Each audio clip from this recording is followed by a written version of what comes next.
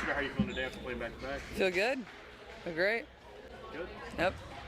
Your favorite color so far? So far, I really like the all-white. Those are pretty fire. But the purple aren't bad. Do you know about how many colorways you're going to have by the end of it? A lot.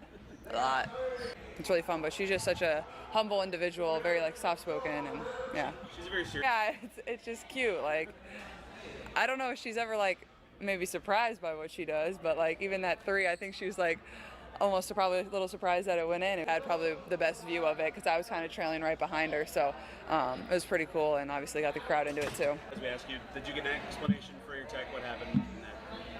I just yelled at him to call it, and obviously it was a pretty quick technical, but whatever. Kelly, do you think that you need to change any of your approach to the game because you are so close to the suspension? No. How were you feeling yesterday? Took some overtime to get the time right. Had to lose a little mind to get my mind right. Finally realized, but in hindsight, you wanted the limelight. Me priority never once. You kept close but never really wasn't. I accept your lack of focus.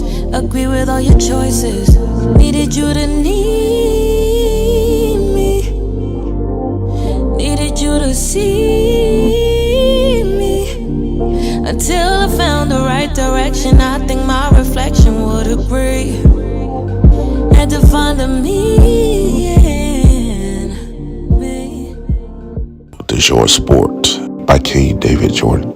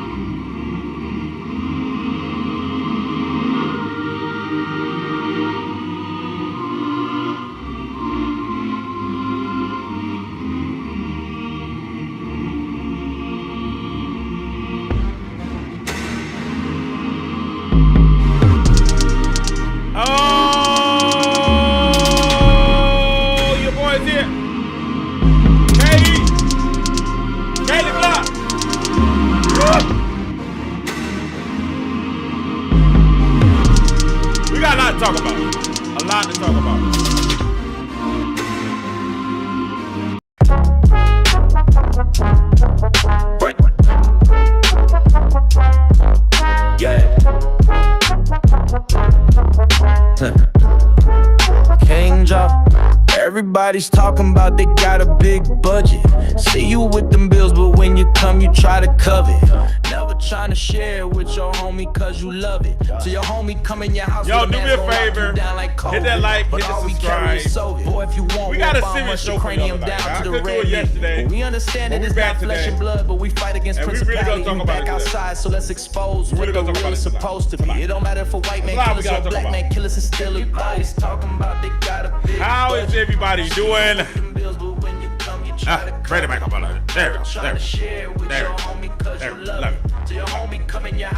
I hope everybody's having a great day. But I was a grown man, still acting like I was on my mama titty. Hey. Talking about rolling with that thing in my city. Welcome to the Key Joe Show. It's your boy Key Joe. I hope everybody's having a great day. It is, man, fantastic Monday evening. And it's going to be a very interesting show.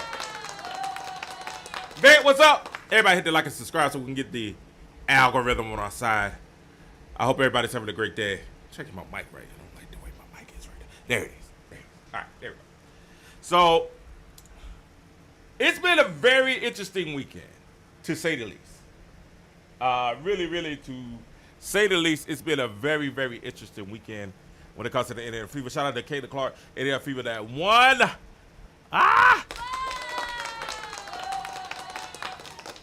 That's right. Indiana Fever with the big victory this weekend. Kelly Clark named the valuable player of the week. Indiana is the #1 team in the East. And you would think that everything is going pretty okay. That's what you think. But I got to tell you,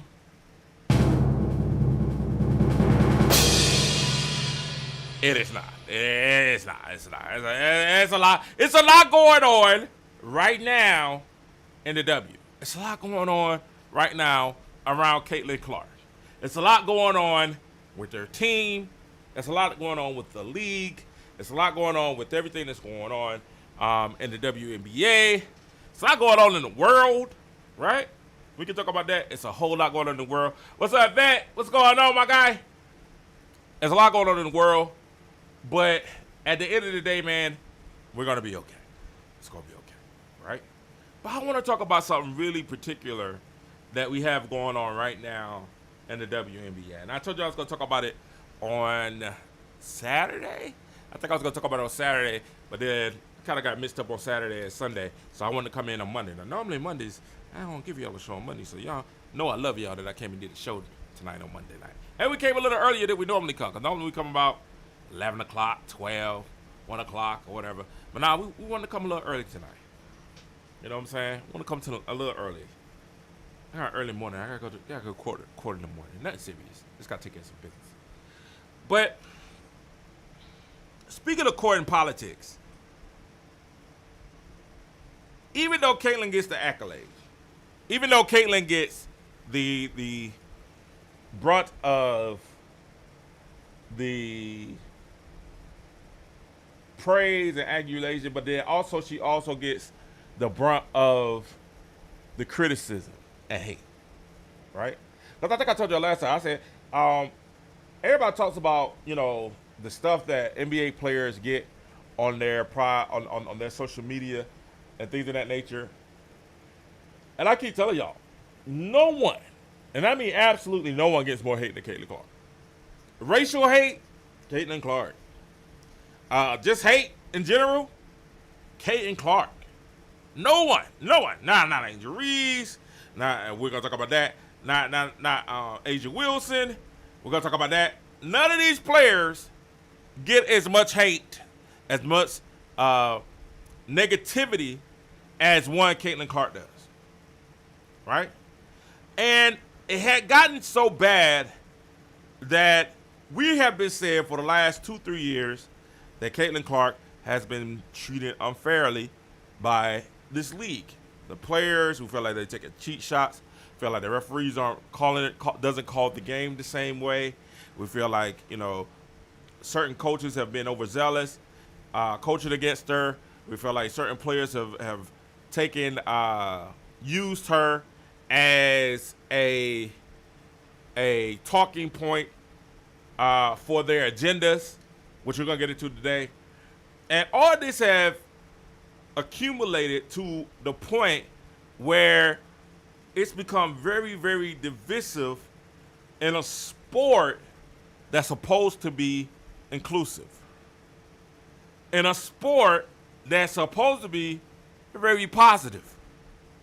In a sport that's supposed to celebrate the very best in women athletes and women's sports. Right? But instead of celebrating what's on the court, a lot of times the biggest headlines occur off of the court. Right? A lot of times the biggest headlines aren't the things that are on the court and the play that's on the court, but the biggest headlines are often those things that occur off the court. So if you have Caitlin Clark that scores 45 points, 10 assists in a game, guess what the headline is? For one night, it's Caitlin Clark.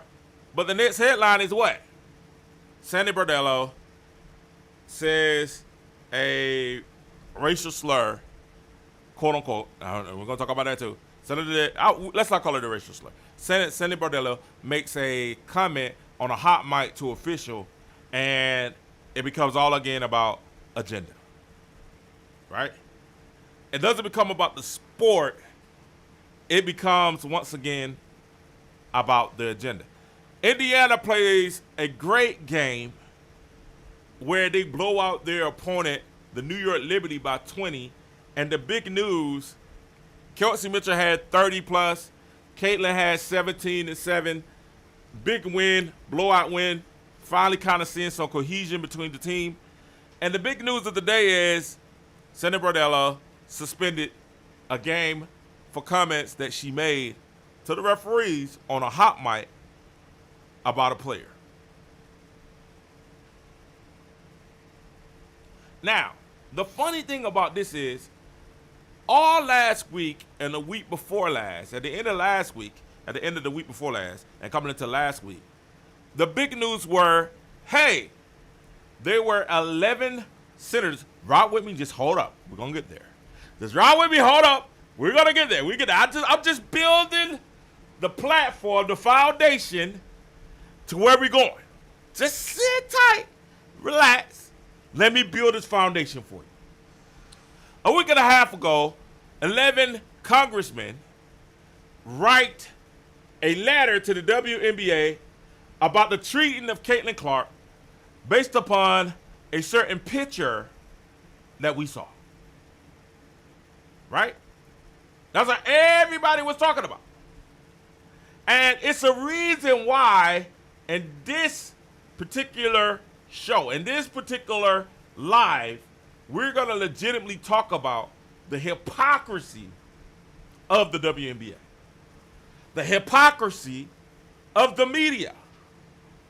The hypocrisy of the players and the Players Association.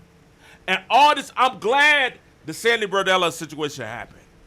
I'm glad that Sophie Cunningham, I don't know if y'all heard about Sophie Cunningham, the WNBA PA gets to Sophie Cunningham and says she can't profit off the points because they feel like it's negative. I am glad that this stuff comes in because it brings validity to what I saw last week and the week before, and it capitulates it all together. And something that I was going to leave as a question, I feel more passionate now that I'm on the right track than ever before. And that question and that situation has been when those congressmen, right? And Vet already said that wasn't a racial slur. We're gonna get to it, Vet. We're gonna get to it. Let me build the house. I'm giving people a chance to come on. Let me build, Vet. We're gonna get to it. I agree. But it was. I would tell you why they acted so swiftly. The situation is this. Last week, all that was fine until the right congressman wrote the letter. Then all of a sudden, Caitlin Clark, we don't want it to be about politics. All of a sudden, we want it to be about the game. All of a sudden, when those conservative Republican congressmen write a letter. Let me calm down. I'm so excited. I want to break this down to you. I'm so excited about breaking this down to you. Make sure y'all hit the like and subscribe. Please hit the like button. Because this is really cool. This is a really cool show. All of a sudden, when those congressmen wrote that letter,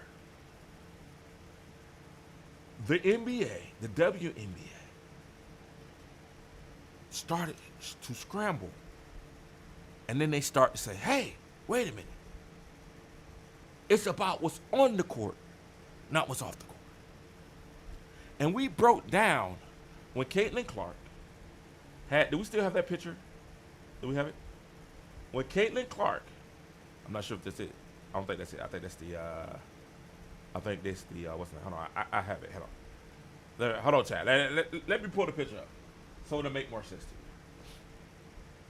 you. When Caitlin Clark received this push in the face, in the throat, hand in the throat, by these two here who are a couple, they had to hurry up and change the narrative. When those congressmen saw this young lady with her fist on her throat, the league, I'm pretty sure, I am 99.999% convinced, that the league quickly had to change the narrative because it looked so bad. The league quickly had to stop and say, hey, this looks really, really bad. And the things that people like KD, people like other people of the CC Army were saying when we said, man, these hits and how they're treating her is differently, became a reality because those 11 congressmen wrote a letter about workplace discrimination. Oh, we gonna put this together tonight. Y'all gotta rock with me tonight. We gonna put this together tonight. Their letter was, hey, is this discriminating? We need you guys to look into whether or not this is discrimination or not.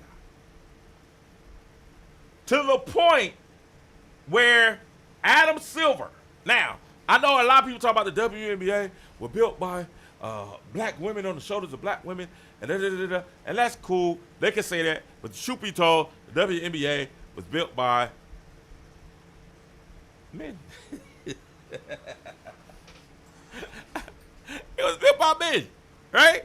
The WNBA is a female microcosm of the NBA, right? It was built by guys. It was built by the men. The NBA supported the WNBA every year when they was losing hundreds of millions of dollars a year.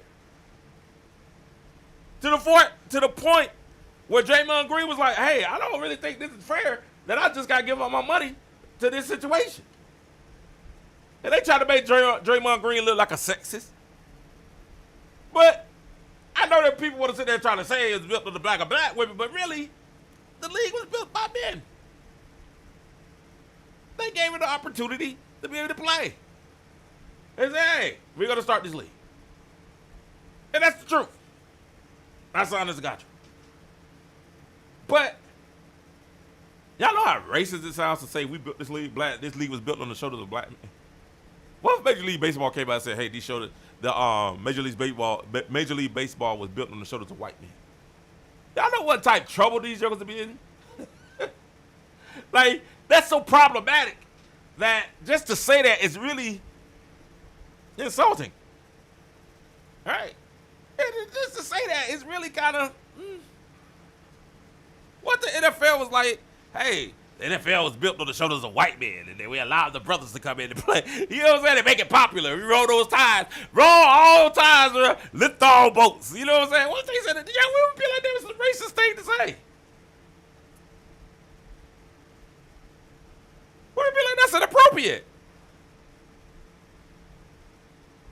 What they say tennis was built off white women and white men.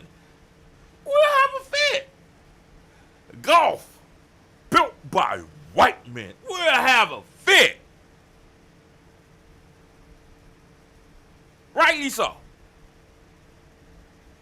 But they said the NBA was built on the backs of Cozy. It was built on the back of Lycum. It was built on the back of West. You know what I'm saying? It's built on the back of white. We will have a fit, but every opportunity the WNBA gets, the media gets, they talk about how the league was built on the back of black women. And they don't see that as problematic.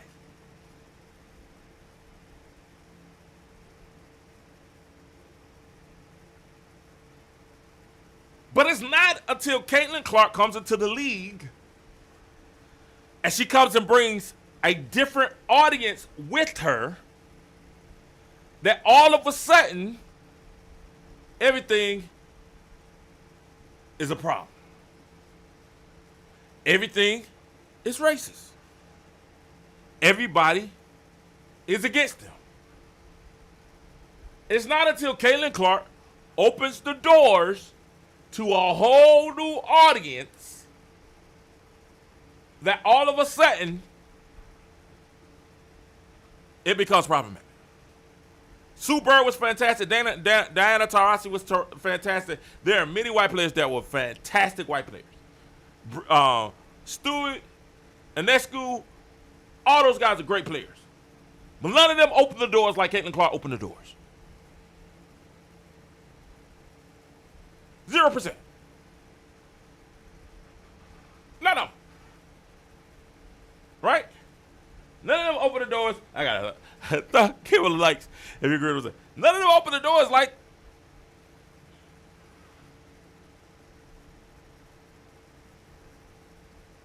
None of them. Even now, I was going down ESPN. Let me show y'all. I was going down ESPN. I'm going somewhere. Y'all gotta rock with me. I'm going somewhere. Let's go down ESPN. Let's go down ESPN. Let's go to YouTube. Rock with me, chat. Rock with me. Hit that like and subscribe.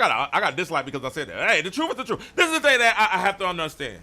That everybody, my cousin just told me that this morning. He said, King, he said, listen, when you start throwing out truths and facts, people get upset because they don't want to face the truth.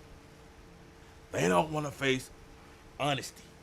They want you to, a lot of people, especially in 2026, want you to fabricate different things.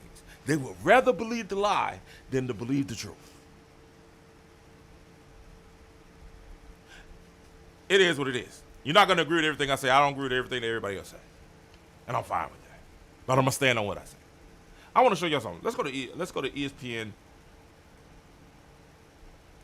on YouTube, right? And I was just looking, and I saw something.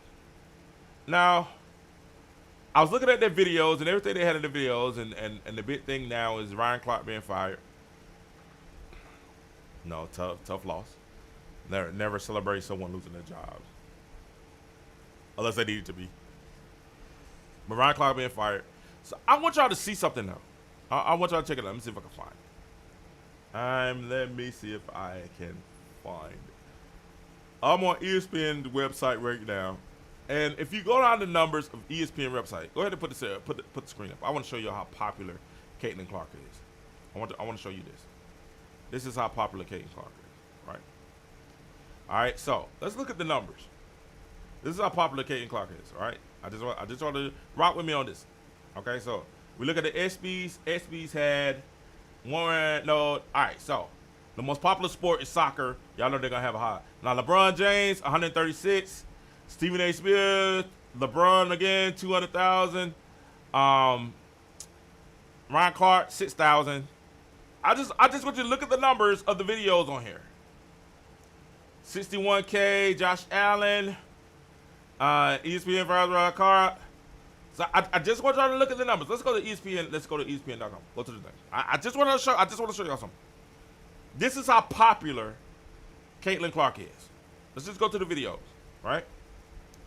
LeBron James, 153, 10,000 LeBron James, 3,000. Let's keep going. The Cowboys, that's my team, 58,000. All right, here we go. WNBA, y'all ready? WNBA. The one Bonner scores 21 points versus Mercury, 3,000 views. Y'all see that? 3,000 views. Ozzy Fudd describes her mindset challenges to the rookie season, 7,000.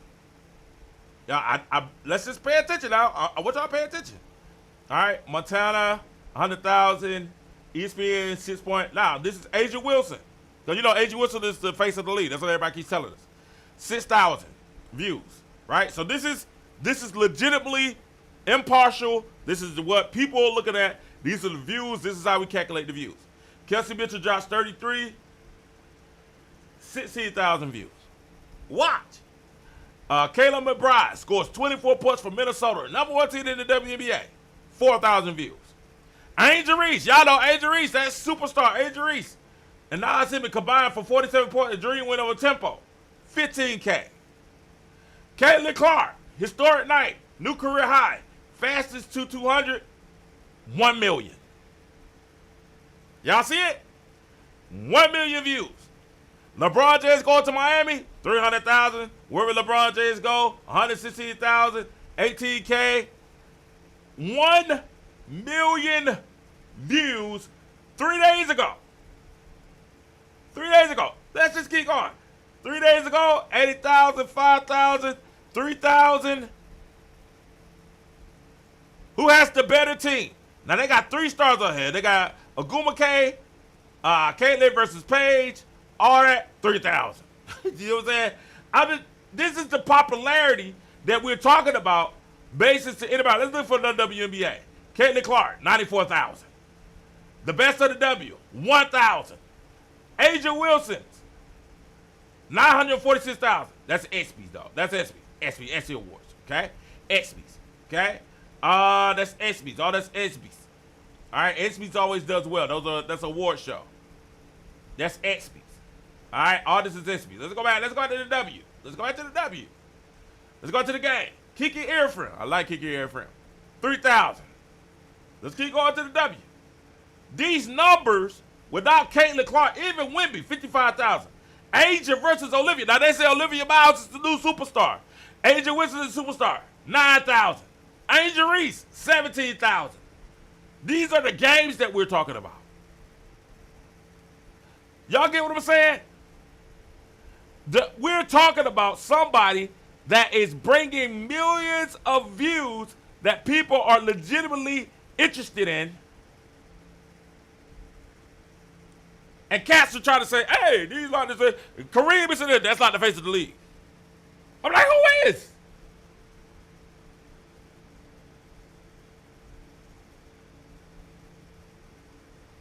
Right? So you have Caitlin Clark that comes into the WNBA, and she is legitimately changing and bringing a brand new audience into the league. Nobody can argue that. Her biggest detractor cannot argue that.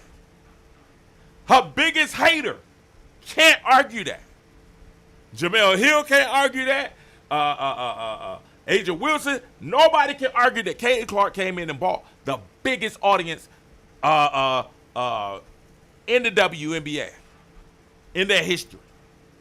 There's no argument with that. The biggest story of the weekend, 45-10. And this is to say, well, it's a toss-up. I say it was the World Cup, 45-10. After the World Cup soccer is the most popular game in the world. And I mean the world, not just the United States, in the world. You had the World Cup, Caitlin Clark. Those are the two most popular things of the weekend.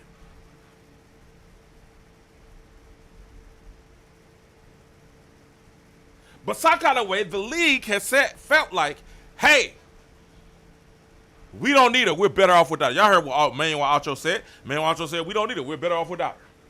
We got our money. We done all, what is it? Rise the tides, lift all boats. And then what they like to say? Rise the tide, lift all boats. We're going to use her for whatever money you can. You better take advantage and use her. That's what they say. And I keep telling y'all, the term comes from JFK. I understand that. But listen, it's not true. A tsunami can sink boats. Around the tide can sink boats too. And what's happening in the WNBA is Caitlin Clark is showing the hypocrisy of the WNBA over and over and over and over again. And they cannot get out of their own way. Why you say that, King? Because when that fist, when this happened, the media, and when those 11 congressmen wrote the letter, the media said, man, they should be just doing their job. And let me show y'all. I went on Facebook today. This is Facebook today. Let me show you. I want to show you. I want to show you. Let's see if it's still there. On Facebook, I'm going to go to my Facebook. Okay? I'm going to show y'all. Let me show y'all. I put this up about Angel Reese and Brundello. Right? And using Brenda. Now, my friend, I love her now. I love her now. That's my sister here now. She gives me a hard time, but she's a very big supporter of mine. And she looks out for me. So this has thousands of views on Facebook, right? If you're not a fan of mine on Facebook, go facebook.com/King David Jordan. All right? So I want to show y'all something. I want to show you. When those 11 Republicans wrote a letter for Caitlin Clark,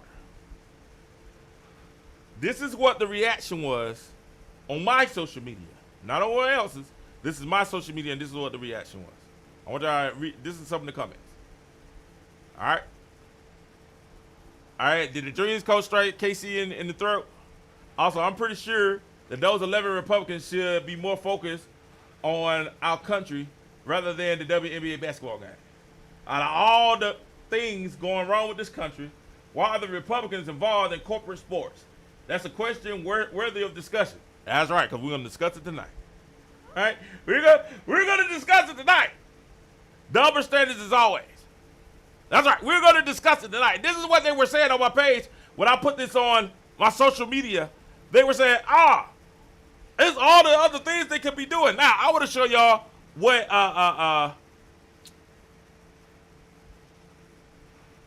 Adam Silver says about Kelly Clark. Stay right there, chat. I'm going to get to the hook. I promise you I'm going to get to the hook. I promise you I'm going to get to the hook. This is what Adam Silver said about Caitlin Clark. Hold on, turn him up. Right. And where LeBron, all politics are local. The way I think about it is we have to finish up the schedule. Right. And where LeBron plays will affect the schedule. So I would like him to make his announcement already so we can finish the schedule because, as you might imagine, the teams are calling us. Hold on, that's the wrong one. That's what it says about Caitlin. Let's go Caitlin. That's what he's talking about, LeBron and politics being. All right, here it is. It's the same conversation. This is what the commish had to say about Caitlin Clark. Let me see if I can find it. I want to make sure I play the clip and I don't put no words. All right, here it is. I think this is it. All right, here it is. Adam Silver just stepped in on the Caitlin Clark situation, and people are noticing. Adam Silver addressed the growing controversy around Caitlin Clark. He said the situation isn't just about one foul or one missed call. Instead, it's become something bigger, a national conversation that's putting pressure on her. He emphasized that Caitlin is focused on basketball and becoming the best player she can be, and that all the outside noise, it's not fair to her. Now fans are wondering, why did it take this long for leadership to step in? Do you agree with Adam Silver? Let me know. That was not his exact words. I need his exact words. Is this it? All right, yeah, here it is. His exact words. All right, here we go. Because I want to play his exact words. Caitlin Clark are not largely. I think that ultimately the issues around Caitlin Clark are not largely about officiating, and that particular incident is not about whether a foul should have been called at the time in the game or whether that was ultimately a flagrant on review. And I've come to know Caitlin really well. She's an incredible player and also an incredible person. And she wants to focus on being the best player she can. And she's become a bit of a political football in this country, and I think it's incredibly unfair to her. I don't think that issue is ultimately about officiating. It's sort of, it's become political ping pong with her, and she's a young woman who's trying to improve her game, right. Focus on being the best player as she can. And I don't even think it's fair to her that this has become a separate storyline about one foul should have been called at the time or should have been called a flagrant after the fact. And that's my response, that it's fair. People are allowed to think whatever they can, whatever they want about our league, but there's so much to celebrate about in the WNBA. I was part of the group that wrote the original business plan 30 years ago. And where women's sports has come, we missed our numbers for many years in the WNBA, but then it turned a corner. You're now seeing off-the-chart valuations of WNBA teams. Joe and Claire Asai have done an incredible job here in New York with the Liberty. Caitlin came along, brought an entirely new audience, and it began when she was still in college, to the game. Young girls, women, men, across the board, people who never had been paying attention to women's basketball. And then it became a rising tide. Because there it is. As we quickly all saw, it wasn't just Caitlin. There's enormous talent in this league. But as I said, yes, do we need to improve WNBA officiating? No doubt about it. But my day of job is getting complaints about NBA officiating. Right. I think that ultimately the issues around Caitlin Clark are not largely about officiating, and that particular incident is not about whether.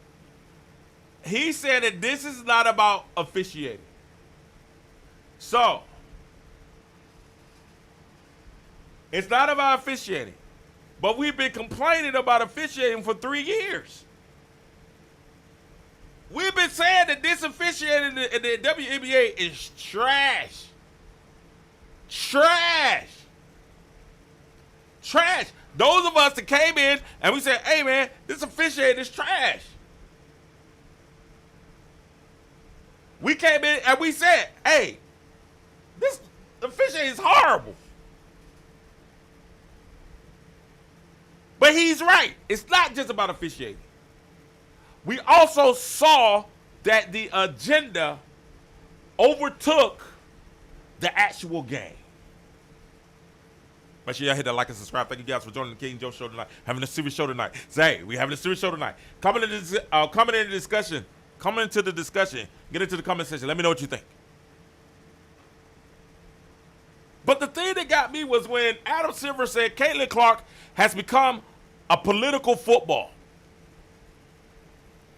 Is that his words? I want to make sure I quote him correctly. And it's not fair to her.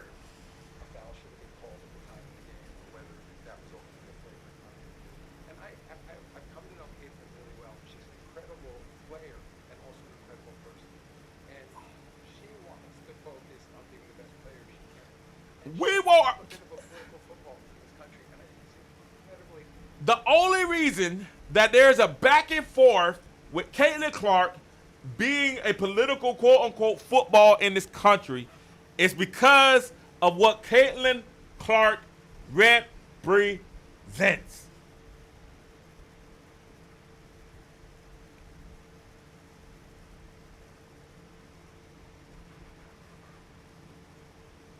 It's what she represents.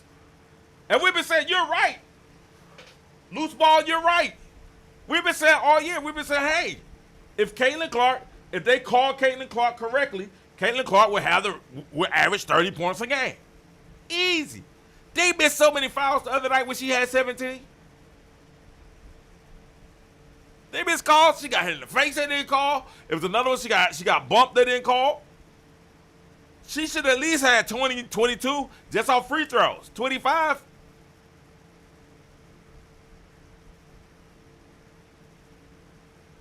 Man, we're right back to it. And we're saying what we've been saying, and this is what they want to try to cover up.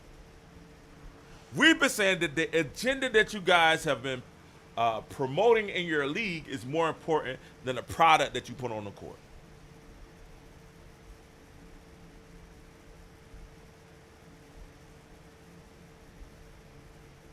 And what I'm saying is, it's not a problem that the WNBA being political is not a problem, has not been a problem until Caitlin Clark came in. You know why? Because Caitlin Clark brought a whole new political group into it. Somebody said, we don't know what Caitlin votes. We don't. But what she did do, what the people and her fans and the base that she brought in was opposite of the base that the WNBA had before. Now all of a sudden, oh, we don't want to be political. We just wanted to be about the game. We don't want to talk. That's what they want to say now. Oh, why are these congressmen getting involved? Why are these 11 congressmen getting involved? And I looked at them and I said, okay. And I was waiting. I did want to do this show first because I knew that some of my other guys was going to catch this, and I didn't hear them talk about it a lot. And I couldn't believe that this is what the WNBA media was saying.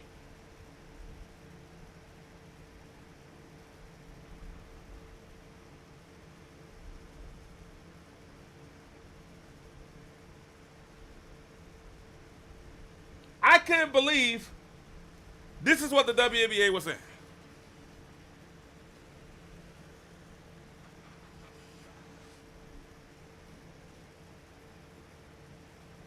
What happened was the congressional letter was spearheaded by Texas Representative Augusta Plunger, who demanded accountability for multiple attacks and hard fouls against Indiana Fever Caitlin Clark, and threatened potential federal investigation by the Department of Justice for Equal Employment Opportunity Commission.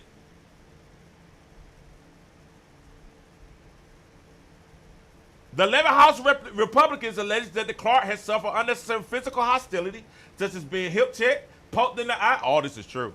All this is true. struck in the throat and suggested the treatment may be racially motivated.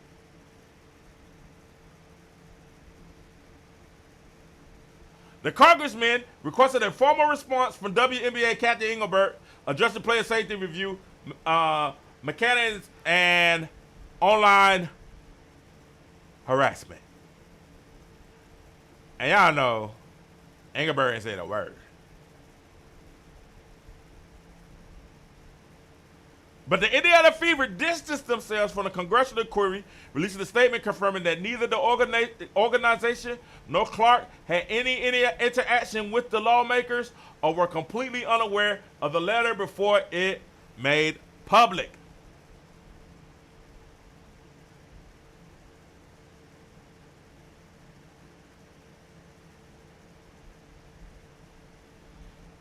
While Commissioner Engelbert, who's the worst commissioner in all of sports. Now, I'm glad people have finally started saying, we've been saying this for the longest. Finally, everybody else is catching up. Finally, everybody is saying she had to leave Dan Patrick on read in order for the rest of the media to be like, you know what, she's kind of trash. The WNBA previously handed down retroactive discipline for plays involving Clark. They handed down a 1-game suspension. For instance, Phoenix Mercury Alyssa Thomas was suspended for 1 game and fined for a flagrant 2 after a throat contact incident.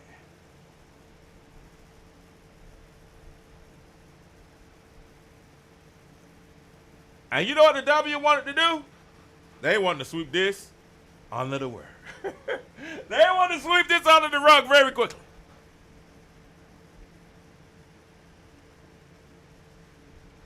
Now, there was a sports writer that tried to clap back. Right? This was a sports writer said,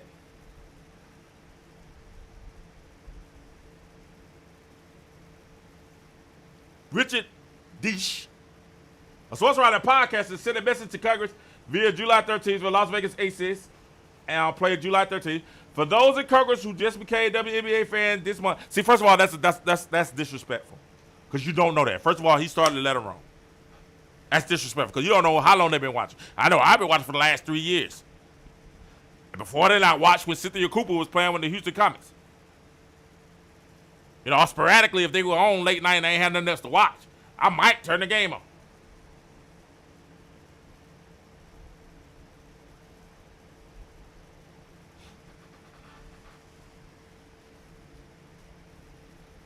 What he wrote was, he said, for those in Congress who just became WNBA fans this month, that's a shot.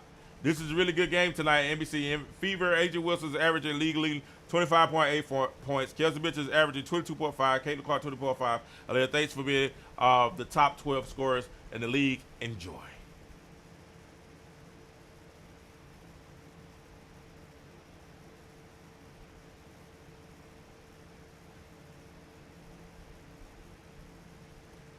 But let me tell you what they tried to do, because they would tell us that these congressmen, these lawmakers, were out of pocket for saying it. Oh, they got other stuff to do. They got other stuff to do. They got other stuff to do. Oh, we shouldn't be political. We should be worried about the game.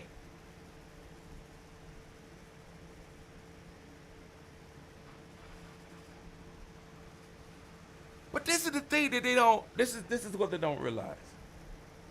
And I know this ain't a hot take.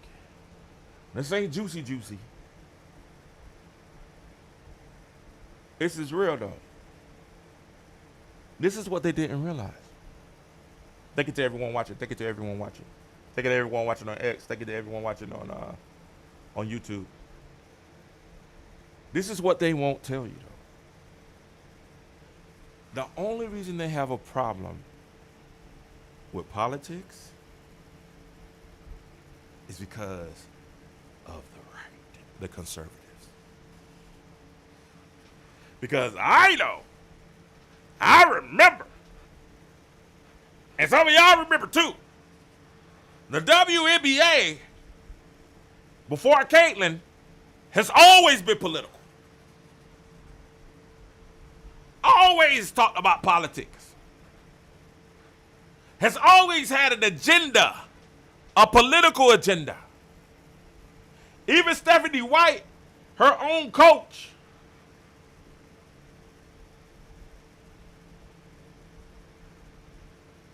let me show y'all.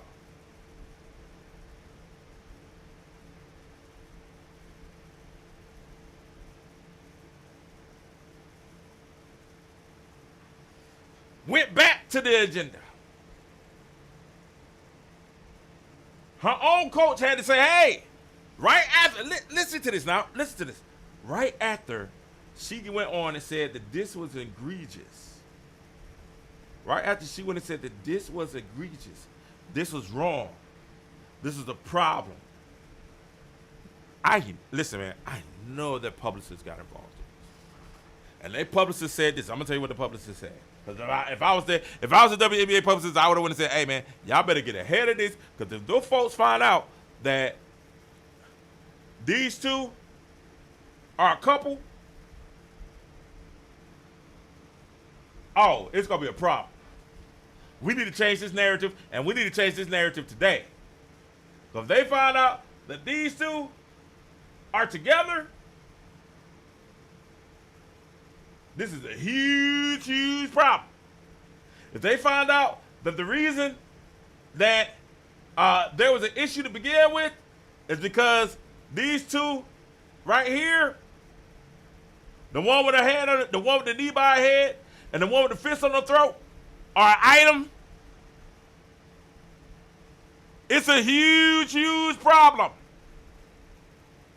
And they found out that the reason this happened after the game with Caitlin Clark and Bonner got into it, and this was the recompense, allegedly, it's a huge, huge problem.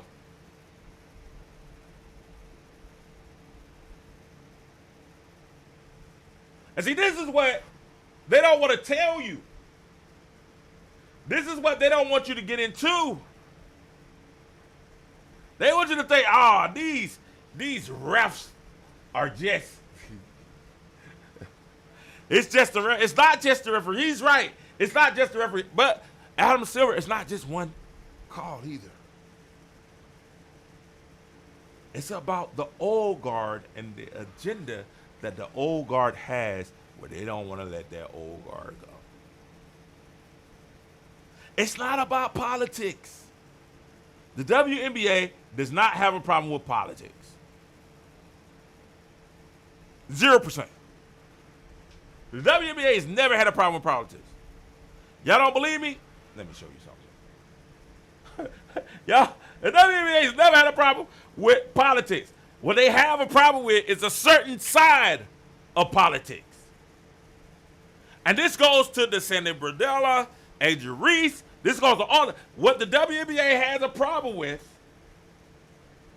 is a certain side of politics. Because if you remember, in 2020, I don't know if y'all remember, that's how I put the picture up that I put up. In 2020, the WNBA was very political. And they were proud of being political. Matter of fact, I told y'all we were going to talk about it tonight. I told y'all we was going to talk about it. Matter of fact, the WNBA went and promoted Kelsey. I don't know if y'all remember this. Y'all got to remember this. They went and promoted Raphael Warnock. And the reason I know this is because I'm from Georgia. I remember it from Georgia. I live in Georgia. Georgia's my whole state. And if y'all know the truth, you know the truth. What happened was Kelly Loeffler, who was the owner of the Atlanta Dream, or she was part owner of the Atlanta Dream. The WNBA wanted to wear Black Lives Matter t-shirts.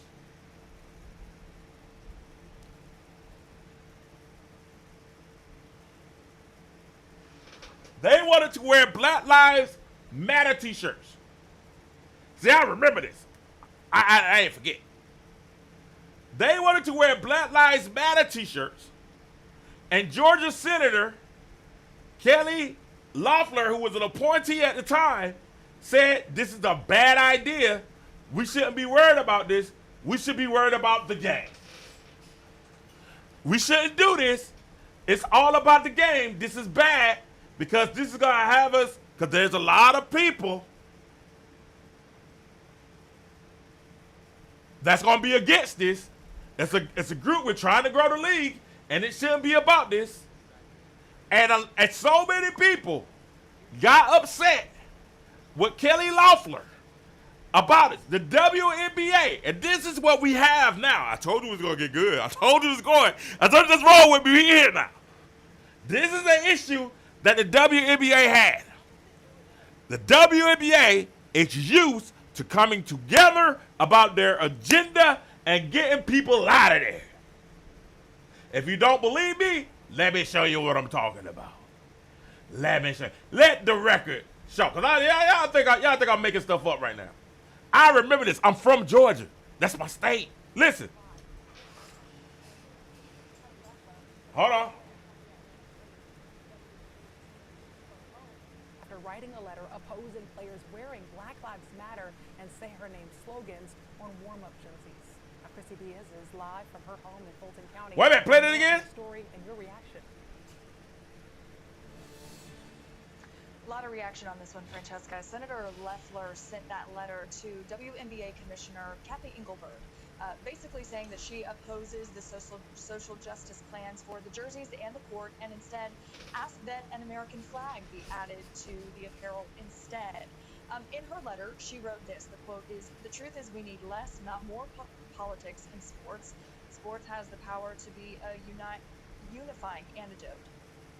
Wait a minute. She said what? Play that again? Story that has blown up, not just in Georgia, but nationwide. There are calls for U.S. Senator Kelly Loeffler to step away from the Atlanta Dream, the WNBA team she co-owns, after writing a letter opposing players wearing Black Lives Matter and Say Her Name slogans on warm-up jerseys. Chrissy Diaz is live from her home in Fulton County with more on the story and your reaction. A lot of reaction on this one, Francesca. Senator Loeffler sent that letter to WNBA Commissioner Kathy Engelberg, basically saying that she opposes the social justice plans for the jerseys and the court, and instead asked that an American flag be added to the apparel instead. In her letter, she wrote this. The quote is, "The truth is we need less, not more politics in sports. Sports has the power to be a unifying antidote." And guess what happened to Kelly? Guess what happened to Kelly? See, this is what we trying to tell y'all. Y'all say and like we be making stuff up. Listen. Dream co-owner Kelly Loeffler is not in favor of the WNBA social justice plans, and Loeffler has sent a letter to Commissioner Kathy Engelberg objecting to the league's initiatives to honor the Black Lives Matter movement when the season begins in Florida. Now, Loeffler is a Republican U.S. Senator who was appointed, and she is running to keep her seat this November. She asked the commissioner to scrap plans for players to wear warm-up jerseys reading Black Lives Matter and Say Her Name. And she instead said they should put an American flag on all uniforms and apparel. Here's LaChina Robinson, who works as an analyst for the Atlanta Dream. Talking to several players and looking at their social media platforms, there's a very common theme, and it's by Kelly. They want her gone from the WNBA altogether. Natasha Cloud and Sydney Colson, Brianna Stewart, Sue Bird, the Players Association, all making very strong statements that they don't feel like the WNBA is a place for Kelly Loeffler based on some of her beliefs around Black Lives Matter. And it's not enough for them that she has stepped back from day-to-day operations, but basically that her beliefs contradict everything that WNBA stands for, especially around issues of social injustice, and that they want her gone from the Atlanta franchise as a co-owner. Wait a minute now. Listen, this is the type, this is who Caitlin Clark, this is the group. You know, you heard them names, right? This is the group who Caitlin Clark and does not, this is the group that is largely against Caitlin Clark. These same players are the ones that are on TV on Thursday nights, Tuesday nights, that are hosting the shows saying, oh, we don't need politics in the sports. But politics been in the sports. Y'all got me losing my voice. Politics has been here. Right? So politics have been here. I hope y'all can hear me. Can you hear me? Politics have been here. This is the same crew that was saying, hey, we don't need politics in sports. Right?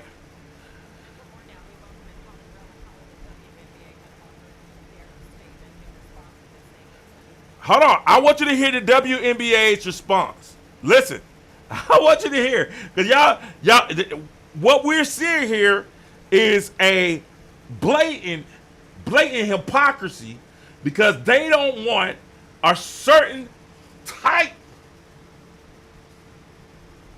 They don't want a certain type of fan.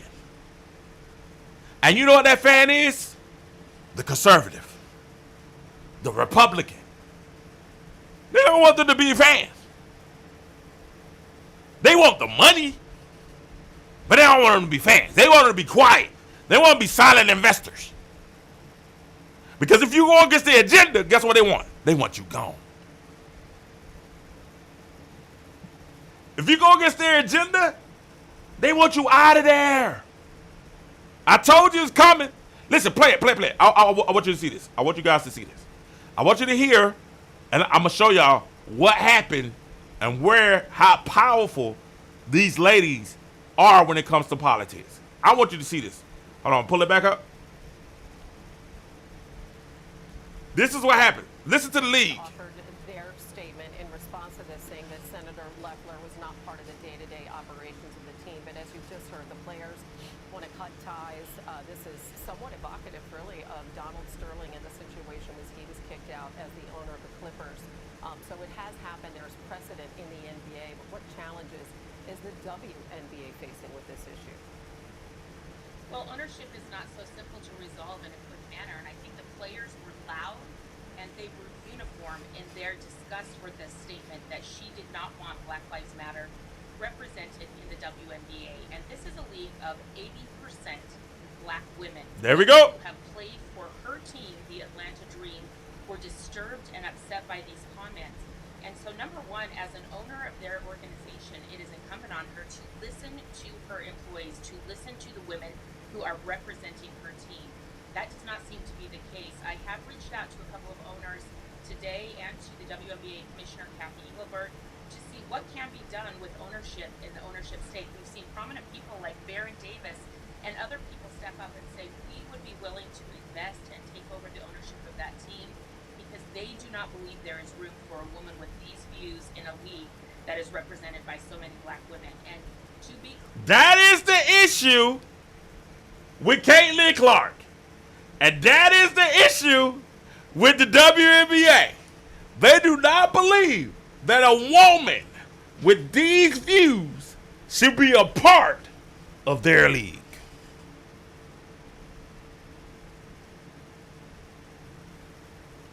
A woman that's a Republican, conservative, we don't want you to be a part of our league. We want you out of here.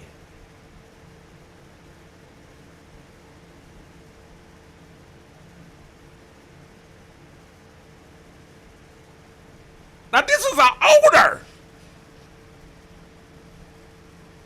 This is an owner. Yeah, this is an owner.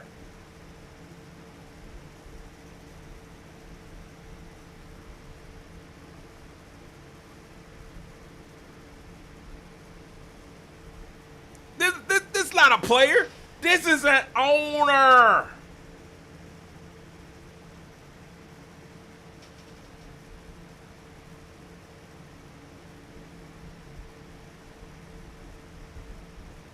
I want to show you guys something.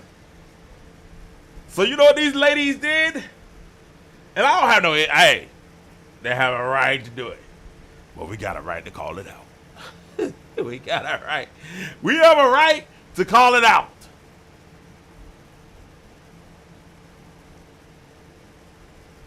Do you know what they did?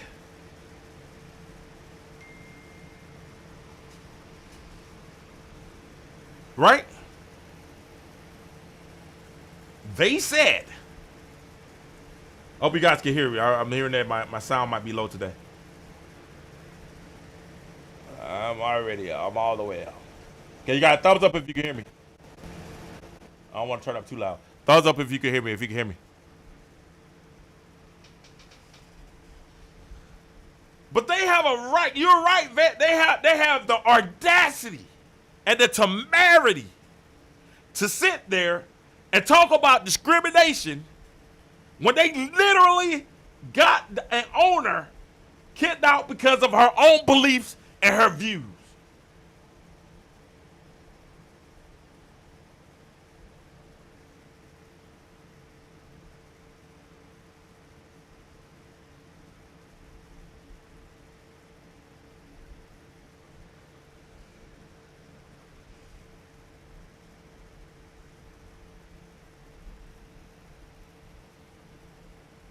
They got this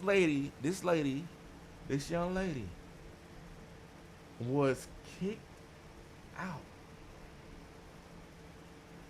of the WNBA because she said, I don't agree with this. I don't think that we should do it. She used her First Amendment right, freedom of speech, to say, I don't agree with this.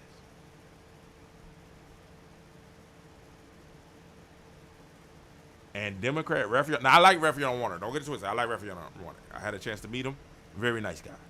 Very nice guy. Very nice guy. I like him. Now, did I vote for him? That's my business. I ain't gonna tell you. But he was a very nice guy. He's a very, very, very nice guy. Very nice guy. But what the WNBA ended up doing was they ended up campaigning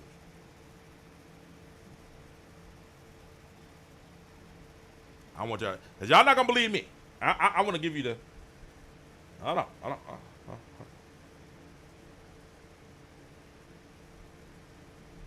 They ended up campaigning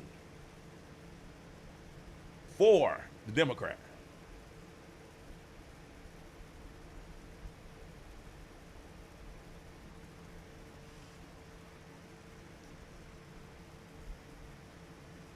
You don't believe me? Watch.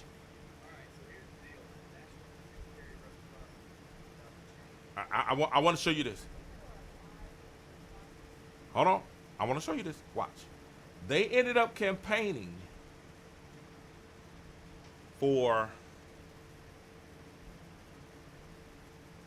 Raphael Warnock. For flipping the Senate. Like, I really do. And I think that the WNBA has to be a part of that conversation. This is time now. So this ain't not.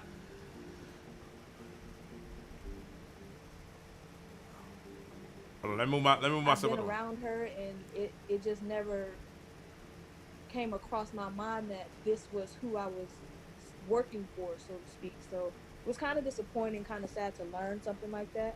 And then, as you guys saw, there was a letter written from the players, signed by all the players, basically saying, like, no, we're not going for it. Like, Black lives do matter, and we're not going for it.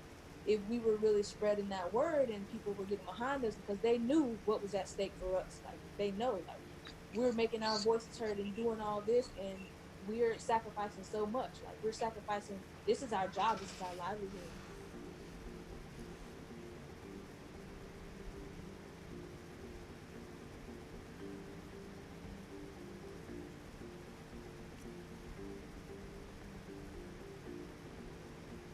It wasn't just, we're mad at our owners, so we're picking whoever they're running against. No, they vetted senators. Check this picture out. So many teams wore the shirts. It wasn't just Atlanta Dream that wore the shirts. Some of my friends will text me and say, hey, I didn't even know about the whole Warnock. Wait, go back. Let's show up the picture. Let's show the picture of the players that wore the shirts. I want y'all to look closely at these players. I want y'all to look closely at these players. I want y'all to look closely at who's in these pictures. Did any of them have a run-in with Caitlin Clark?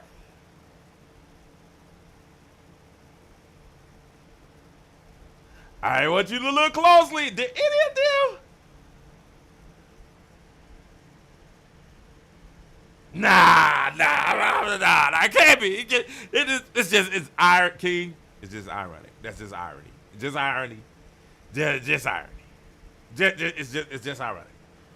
It's just irony. Just ironic. Warnock, so many teams wore the shirts. It Isn't wasn't that just the Kennedy Atlanta Carter? team that wore the shirts. Some of my friends will text me and say, hey, I didn't even know about the whole Warnock and that thing until you guys started it, so that's really dope. We had allies standing beside us. It didn't matter the race, the WNBA, we became one person as a whole. Now she if I'm not mistaken, I think she ended up getting ownership of the Atlanta Dream. The young lady that's talking. If I'm not mistaken. The same way, and so to me, that's what allyship should look like. If I'm not mistaken, she ends up getting Now, what happened to Kelly Loeffler? What happened? She loses her seat to Raphael Warnock, which she probably going to lose. You know, it was Raphael probably going to win anyway. But the WNBA definitely brought a national scope to it. 1. 2, she ends up losing or selling her stake in the WNBA. Warnock is still there. He's still there. He's getting ready. I think he runs this year, if I'm not mistaken. I think he runs this year. This year or next year. No, not this year. 2 years from now. He's still there. Warnock did win. He did win. Now, I want y'all to see somebody. Let me know if this face looks familiar to you guys. I just want you guys to let me know. Hold on, before we go there, wait.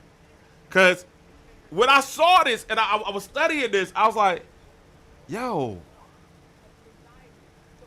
this is interesting. I was like, when I was you know, I went to school for journalism, right? I went to school for journalism, and when I saw this, I was like,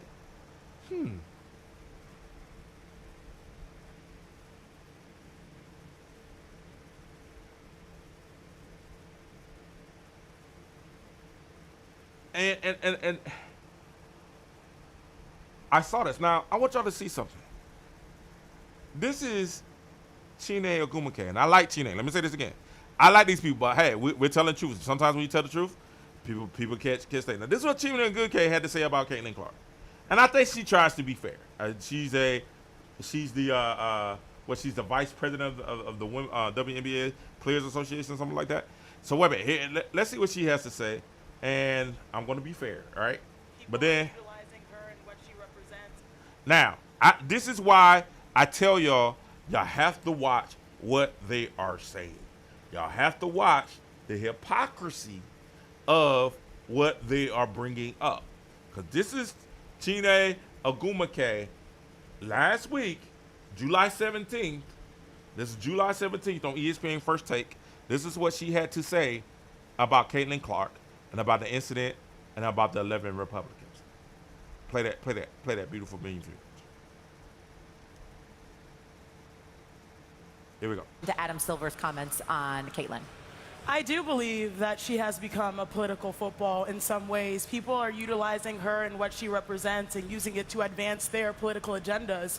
And when you think about the WNBA overall, I always tell people with great growth comes growing pains. And the biggest pain right now is actually the officiating. You've heard multiple coaches on different teams. You've heard different players saying that there's a lack of consistency when it comes to officiating. Now, Caitlin Clark, when it comes to her specifically, she's a phenomenal player. And you know what's so frustrating. It's the fact that we are in the midst of the 30th anniversary season of the WNBA. We have so many beautiful storylines, what the Golden State Valkyries are doing, what Asia Wilson continues to do. I mean, the list goes on and on. Have y'all seen Paige Becker's play in Dallas? There's so many beautiful storylines, Caitlin included. She's going to demolish the record when it comes. Now, y'all see?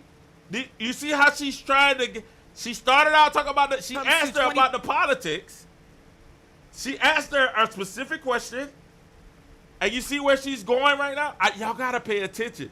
This is fantastic. This is like, what is it? Public Relations 101. This is fantastic. This is how you answer. This young lady is sharp. She's sharp. Now, let's rewind it. Let's rewind. I want to break it down. Let's rewind it. She's sharp now. She's sharp. Now, let's go. Here we go. Play it. This is the question. Comments on Caitlin. I do believe that she has become a political football in some ways. People are utilizing her and what she represents and using it to advance their political agendas.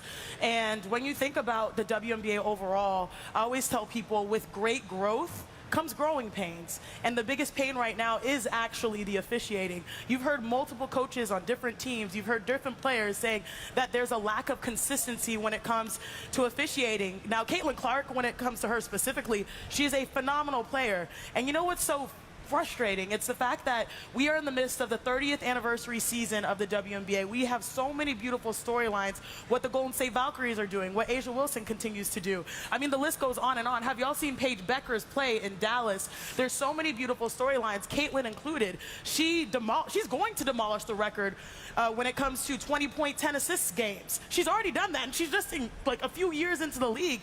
Those should be the stories. Those should be the headlines. Instead, the highlights are the fouls or even her reaction. And to me, I think the most frustrating part, even though Kathy Engelbert has been a great commissioner when it comes to the business, right? Helping usher in different brands and change makers, helping steer the influx of money, expanding the WNBA to multiple teams. This is the year of the Portland Fire. This is the year of the Toronto Temple. We have more teams coming into the fold. There has been a vacuum of communication and authority, and when that happens, it allows others to control the narrative on what the WNBA is. My voice is loud, Stephen A's is loud, but it's not loud enough to really dictate who we are. That's where you need the commissioner to stand strong and say, hey, in these circumstances, this is our decision, and this is where we stand by it. This is how we protect all players, because all players deserve that type of love and respect. She turned down. Wait a minute, all players. Wait a minute now. She asked about politics. Some ways people are utilizing and what she the wants Golden State Valkyries are doing, what Asia Wilson continues to do. I mean, now this is a stark difference from this Chime Ogumake. Y'all ready? So we have to pound the pavement. We have to find the grassroots. We have to go out there and shake hands, but now we can't do that anymore with our fans. And guess what? That puts us right at the center over Loeffler. First of all, thanks for having me. Glad to be a part of the radio family with Max, Big Sis Molly, Stephen A. I love Stephen A's world, and I think this story is super important, especially this week, given the scenario that we're facing. But, you know, when it came to what the WNBA players were doing, it always takes me back to what my mom has told me. Tiny drops of water make a mighty ocean. Well, why they always talk about water? The waves make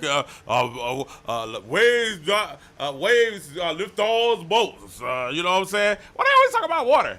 NBA players have been doing the work consistently, day by day, especially the last few seasons, and now people are seeing the vast nature of that work coming together. The players were one of the major ripple effects of their activism can be shown through a senator now, as you mentioned, and also shown through some T-shirts. With Reverend Raphael Warnock, who was polling at 9% at the beginning of August when the WNBA players began supporting him with T-shirts and mentioning him in interviews. And then thereafter, his competition was at that time at 26%. And within the next 72 hours after wearing the shirts, Reverend Warnock received over $200,000 in online donations, boosting his national profile and his resources tremendously. And now he's going to make history as Georgia's first black senator. So when the situation really started with the Atlanta Dream, the WNBA players did what they've always done. They stood together, fought for one another, and the rest was literally history. Well, first of all, you know how proud I am of you as a young sister doing the great things that you do and continue to make me proud, girl. Way to go. Let me ask you this question. The team itself, How are you all, the NBA, the WNBA community, how are you all feeling right now about Loeffler continuing to be a co-owner of the Atlanta Dream? What are the thoughts about that? What are the plans as it pertains to addressing that issue? Yeah, as a member of the executive committee, vice president there, newly reelected, which is really exciting. It's a really difficult situation, but at the same time, we understand exactly what our values are in the WNBA. Wait! That's one of the beautiful things. We are 100. Wait, we understand our what? Our values.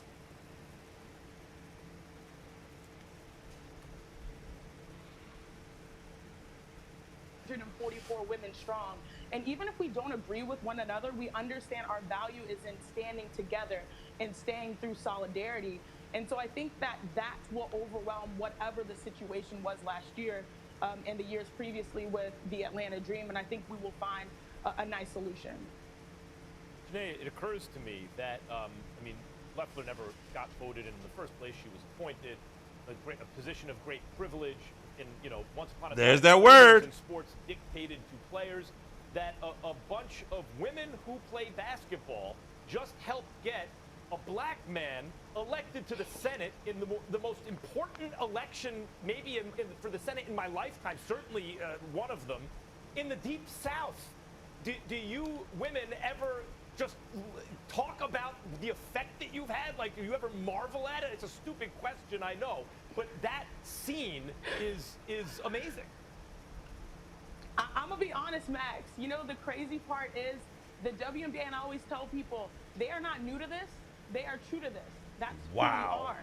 And this is like the main part of our game is just that we understand where we fit in the overall ecosystem of society. So we have to pound the pavement. We have to find the grassroots. We have to go out there and shake hands, but now we can't do that anymore, with our fans. And guess what? That puts us right at the center of our communities. And so this is not something new. This is just something that look who's in those t-shirts! And like, my mom says, tiny drops of wait. Back it up. And so this is not something new. This is that a wait a minute. Hold on. Wait. Is that who I think that is? It's just something that we have continually done. And like, my mom says, tiny drops of water make a mighty ocean. And now people are starting to see the wave that black women, all the good that they have been doing and now recognizing it in real time. When you speak to the WNBA players, and I'm asking this question to not just them, you on behalf of them, but also to yourself, why was it so important for you guys to document all of this? I like that. Oh, it's so important. The cool thing about this project, this documentary, is it's truly like an all-access look into an entire professional sports league in the middle of a season, like no other. I mean, it's as... Wait a minute. This is in the middle. What about all the great stories that you had going on during the season? What about all the stuff that you had going on? Now, nobody really knew what you had going on. But what about all the great stories? Now, when the Republicans get involved, now we want to talk about all the great stories that you have.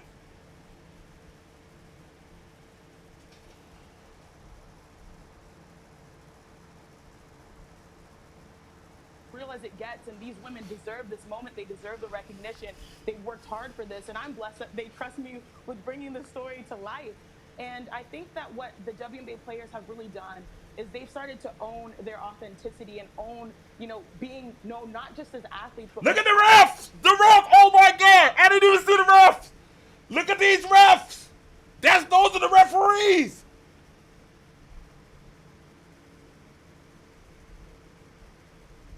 Oh, man. More than athletes, as leaders in the communities. Kennedy Carter. Oh! Look at these faces!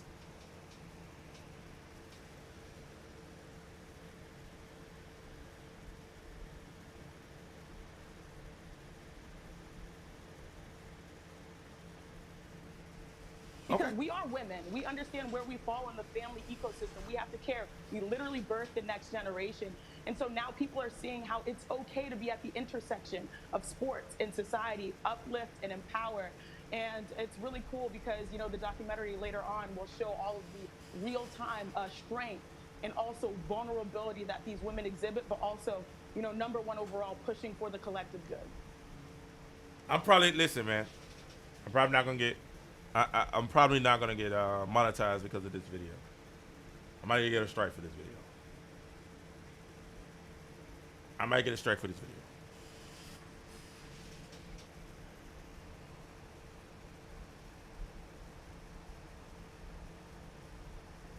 Because I want to show you guys. This is what the issue is. The issue isn't politics.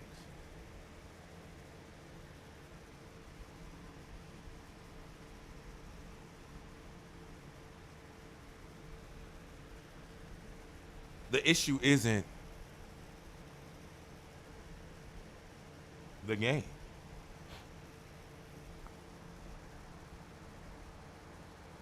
This literally could be a huge, and I mean a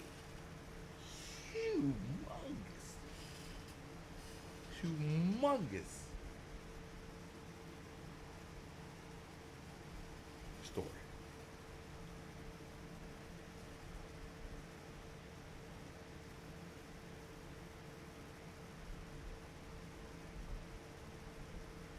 Just this week. Think about it now. Just this week.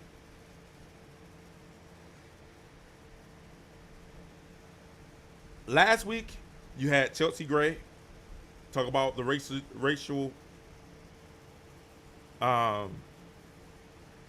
hatred that she got.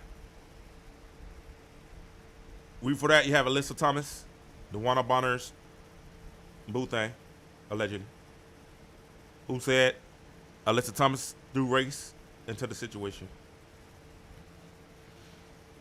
Then recently, you had Sonny Bordello, who called Angel Reese a protective species. And she's got a 1-game suspension for a hot mic conversation that she had with the referee.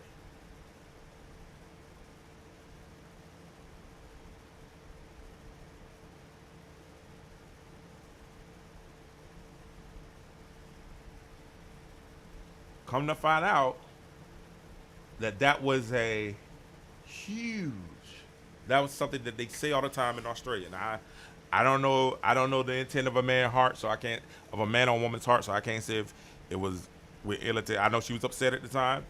She hurt another one of her players. I can tell y'all, Ain't Reese is a dirty player, though. Y'all keep looking at me crazy. Like, I love Reese's Pieces. I love y'all, but Angel Reese be doing some stuff. I would say she's dirty. She's a rough player. How about that? I know y'all like that better. Angel Reese is a rough player. And she's that Baltimore, that B-more be coming out all the time. But they suspended her for a game because of her calling Angel Reese a protected species.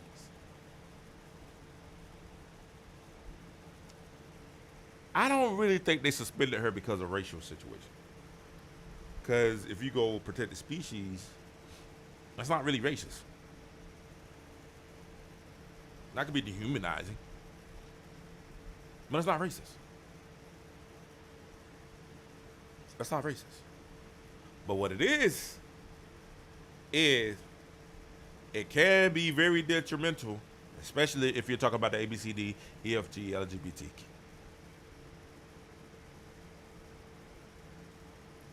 Now, if you're talking about that,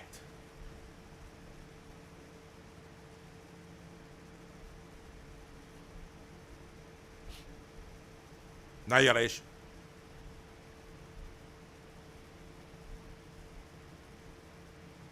And they were looking for anything they could to get the news past this.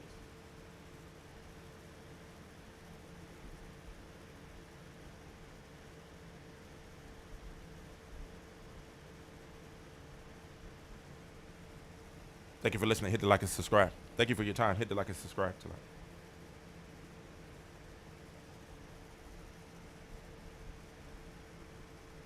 This is the situation that we find ourselves in.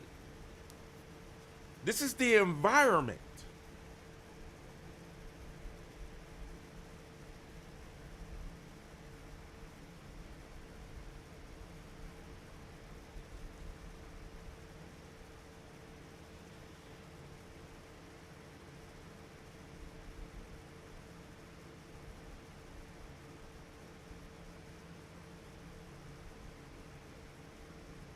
This is the environment.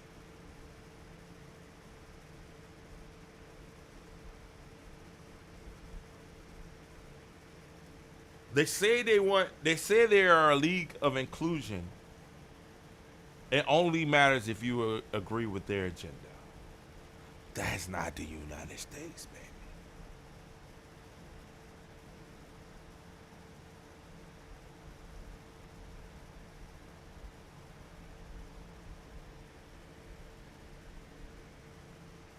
That's not the United States.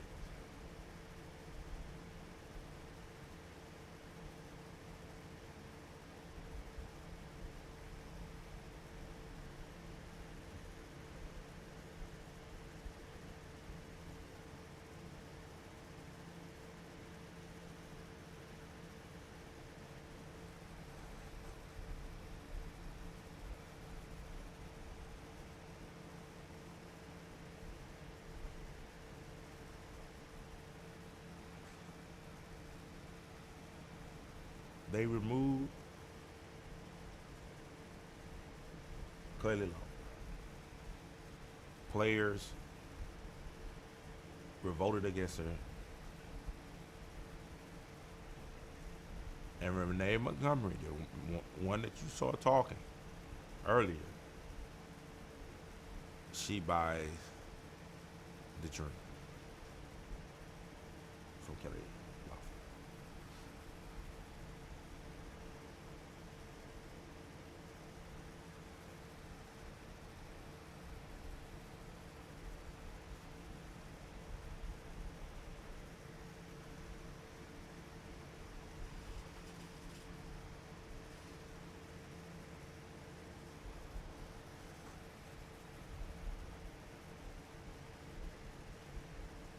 She bought the dream.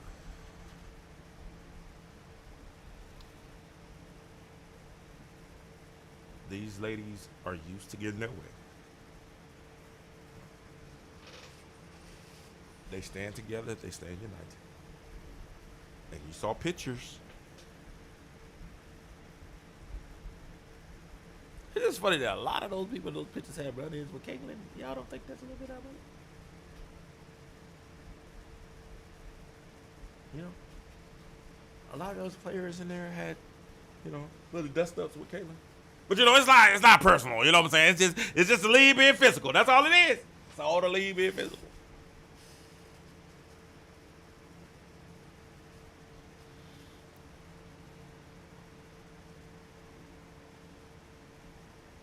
What got me was the ref. I didn't know the ref was in there though. I didn't know. I saw the refs. I was like, ooh. And guess what? They throw these refs under the bus. The refs are horrible. Let's not get it twisted. I didn't know those refs had been there that long. I thought they were new. Like they made it look like these refs knew they could. The refs been there forever. They're the same refs. They've been there for years. That was what, 2020? 2021? I recognized them.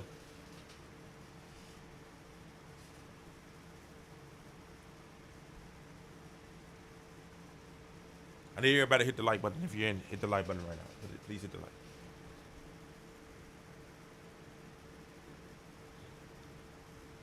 Not a lot of people going to sit and take time and break this down for you guys like this.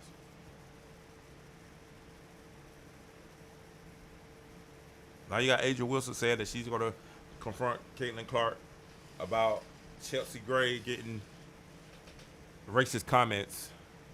Now is that confrontation going to be like how she confronted Kelsey Plum about white privilege? Now it's funny now. Sandy Bardella gets suspended for saying privileged species, but Adrian Wilson can go viral for talking about how, you know, the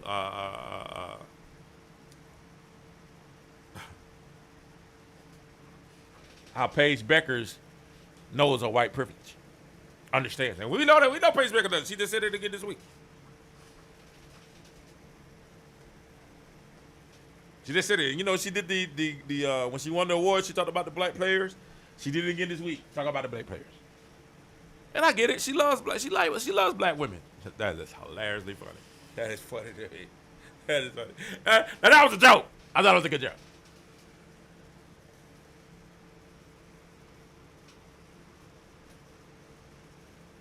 Now, I will show you. Listen, he said, I don't see them being physical against Paige or Olivia. Let me show you something about Olivia Miles, right? Because if this is all about, hey, racism and stuff like that, right? Now, I remember. See, I pay attention. I really be paying attention to what these players are. And I love Olivia. I love Olivia Miles. Olivia Miles plays very well. But Olivia Miles got into it with CeCe Irfan.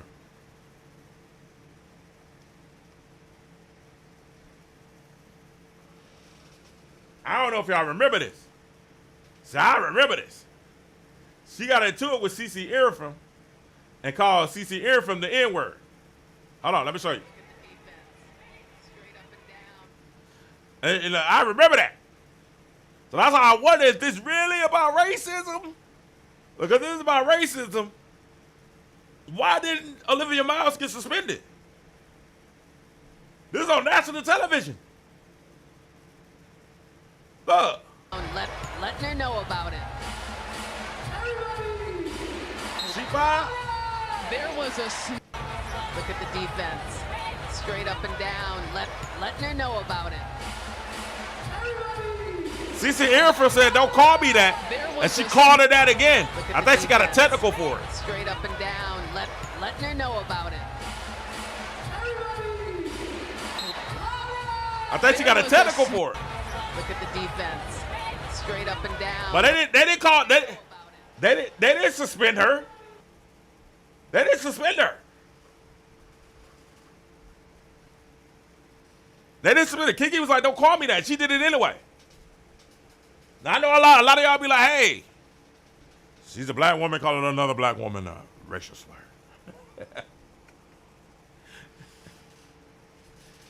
That was that. Olivia Miles is, what she's like what, Jamaican and Italian? Her mom's Italian? Her mom's Italian. Her mom's Italian. Her dad's Jamaican. I think that's right. Olivia Miles' mom's Italian. Her mom's Italian, her dad's Jamaican. She's mixed. She's biracial. Okay, cool. All right. All fair and loving one.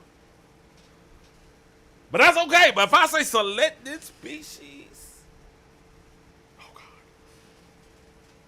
You suspended for a whole game. N-word, that's fine. Call it. Y'all can say that all game. Not because the white person don't say it to a black person. Y'all can say it can fly all day. You won't get in trouble. But, well, please, don't slay it. Select the species. Don't say the S words.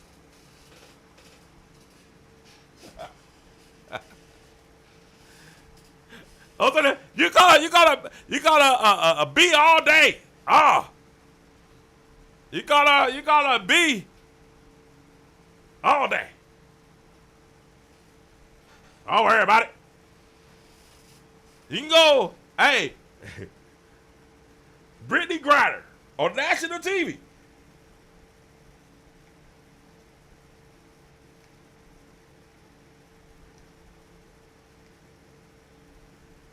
On national TV. I want to show y'all what Brittany Griner said on national TV. When Kelly Clark took over. Y'all gotta watch this. Brittany Griner on national television. Last year, Kelly was giving the biggest.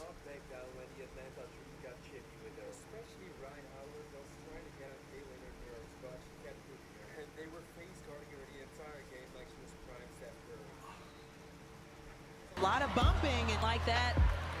There's some words between the two players as Nas Hillman quickly. And at the end of this altercation, you can clearly see Caitlin Clark say, "I'm not scared of you." And Howard continued to be provocative. And after Caitlin drew this offensive foul on Brittany Griner, it looked like she was pretty annoyed with her. Brittany moved. And here she gets clearly fouled, and again they were chirping at her afterwards. 31, they came in the season. Ryan Howard, Caitlin Clark finding a way to... And here Brittany Griner picked up her 6th foul and had to sit for the rest of the game. You could clearly see what she was saying. Talking about earlier today. And then Caitlin... That's not a racist slur! That's not racist! Getting 3 free throws. And then with just 1 minute left to go, she got a huge stop on Howard. Caitlin Clark will take her time. Stops on the dime. Wait a minute. Pull up, finds Aaliyah Boston today. And then Caitlin took over. Here's Wait. what she was saying. Talking about earlier today. And that's not a racial. Wait a minute now. That's not a racial slur. Brittany didn't get suspended for that. Brittany did not get suspended for that.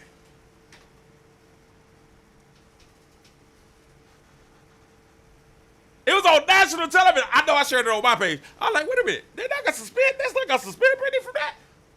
She had already fouled out the game, so let's just get back in the game. She was sitting on the bench and she said it.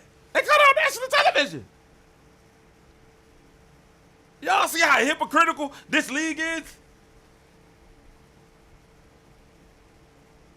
Hit the like and subscribe. Thank you guys for joining me tonight. Hit the like and subscribe. Lose my voice. I got to bring it down a little bit. But this is what I'm trying to tell you guys. Okay, what's the moral of the story for tonight? Is that y'all got to watch it because these ladies are intelligent. They are cerebral. They are very, very smart. And they know how to get things done the way they want to get things done. And they know how to try to get rid of you if they want to try to get rid of you. And they know how to change the narrative. Now, 2 weeks ago, the narrative was about, hey, the woman's sticking a fist. This is the narrative. Scoring love against revenge, allegedly. That's the narrative that they want y'all to have. Scoring love against revenge.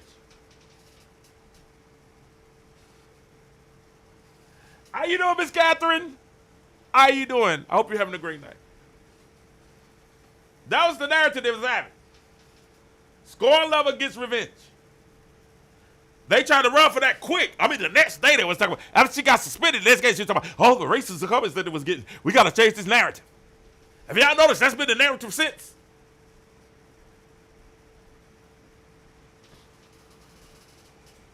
August, what's up, August? Have y'all noticed that's been the narrative since?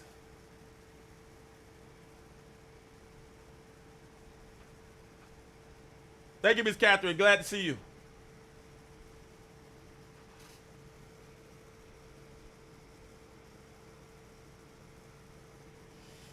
Y'all gotta leave Brittany Griner alone, man. She's a man in the paint. Y'all gotta leave that man in the paint. She's just a man in the paint.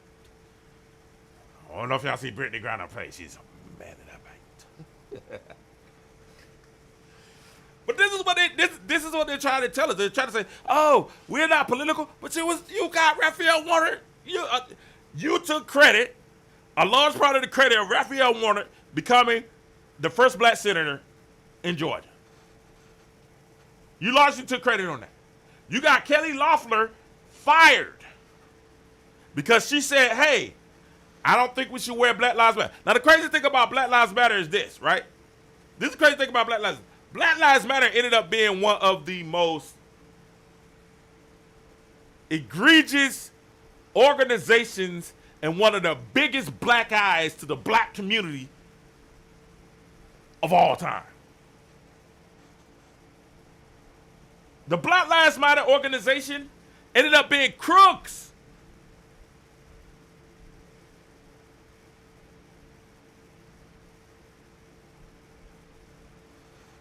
$80 million.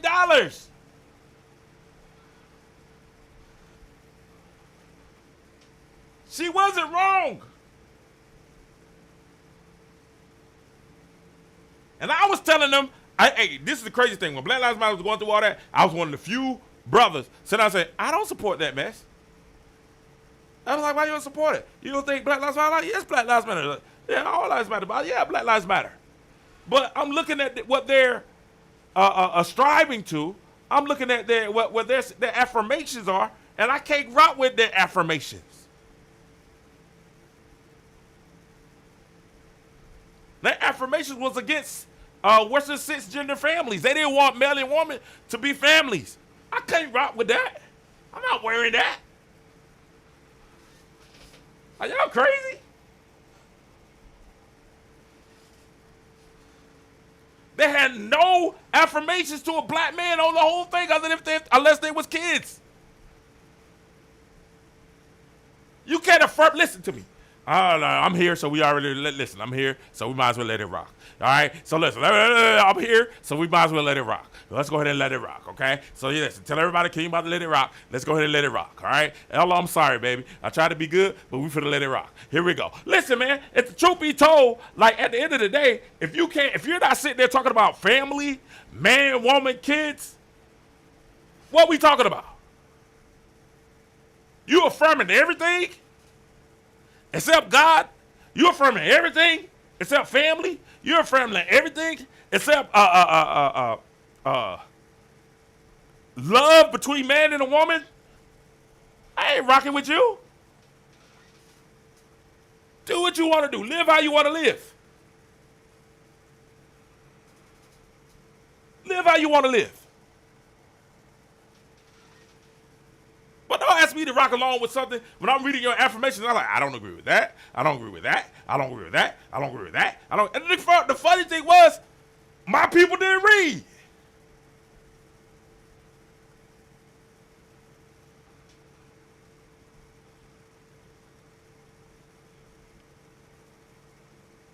Hold on. Let me see if I got it.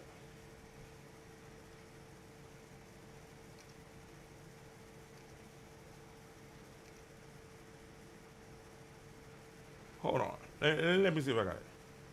I want to show you what I'm talking about. Let me show you what I'm talking about.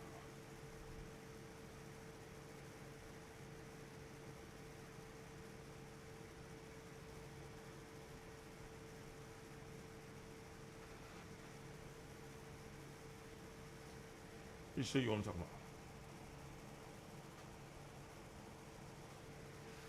about. I don't want videos. I want the post.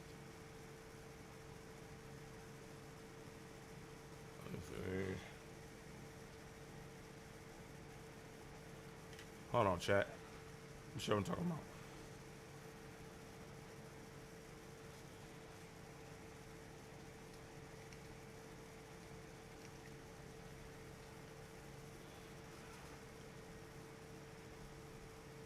Show you exactly what I'm talking about.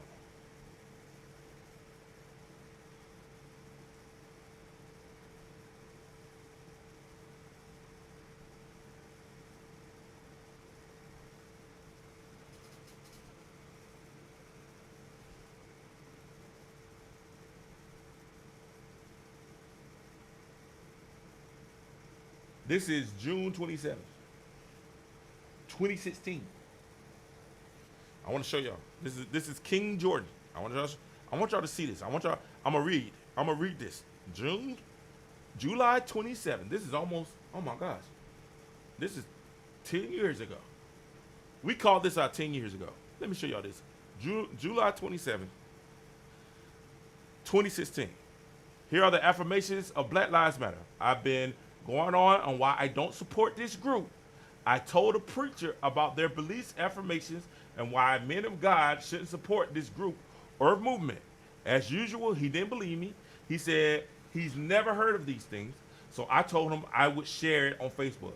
But today I noticed something for the first time on the Black Lives Matter website. I noticed one group is missing from their affirmations. I see queer, I see transgender, I see black villages, black families, black women, but one group in particular is missing. Black men. Kill the head and the body will follow. Shaking my head, see less. And I have all the affirmations right there.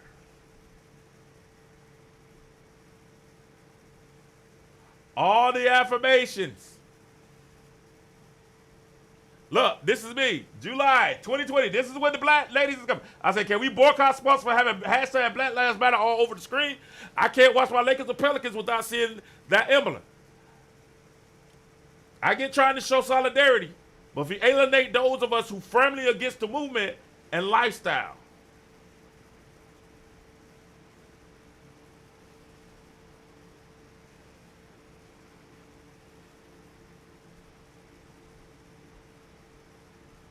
And I ain't just start this yesterday. I said, listen to me. I'm pretty sure I can support black people without supporting Black Lives Matter. Righteous Leaders United. I stood on business. You know what I got? I got hate. You don't love your people. You don't care for your people. Then we came to find out that Black Lives Matter was stealing money, and I tried to tell them.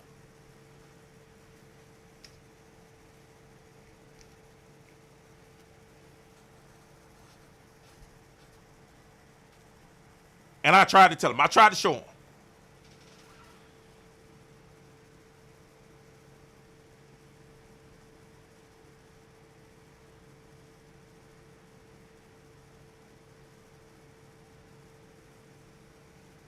This is this year. I want to show y'all. This is this year. This is this year. Look. This is this year. Black Lives Matter fraud, executive director. Look, I'll read it out, because y'all think it faces up to 450 years in prison for wire fraud and money laundering. This is 25. Black Lives Matter leader accused of stealing $3.5 million and allegedly spending the money on a Caribbean vacation, multiple properties, and tens of thousands of dollars on food delivery services.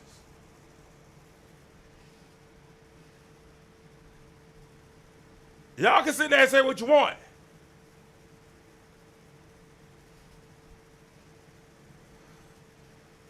If it start out righteous, it'll stay righteous. If it start out on some crap, the foundation is on some crap, it'll stay on some crap. That little good every now and then, it's on some crap.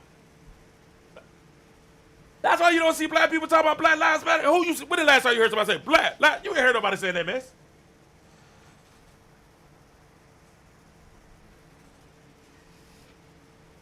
It ain't because they don't. It's because the organization was trash. And some of us are trying to tell you, just like some of us have been telling you for 3 years, that Kelly Clark has been treated unfairly in the league. That's like we've been telling y'all for 3 years that this league has agendas.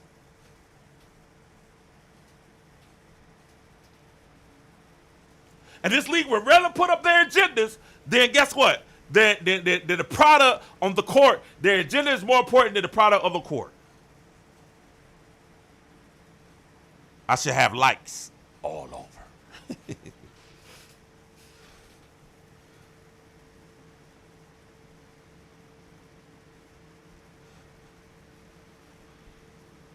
I don't say this because I'm not for my people. I say this because I love my people. And I see them being manipulated.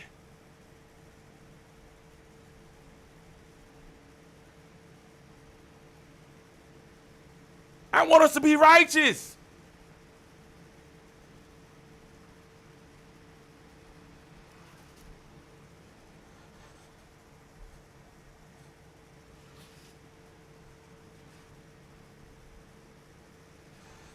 I've been telling y'all for 3 years, this league is trash. Can you be hard? No, I'm not. I'm seeing what's going on.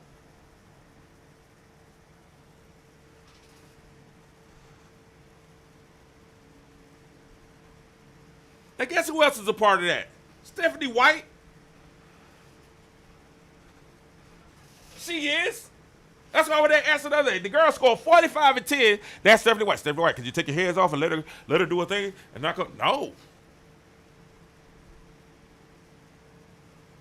Lord forbid if she becomes the greatest basketball player ever in the WNBA, which she's close to already is.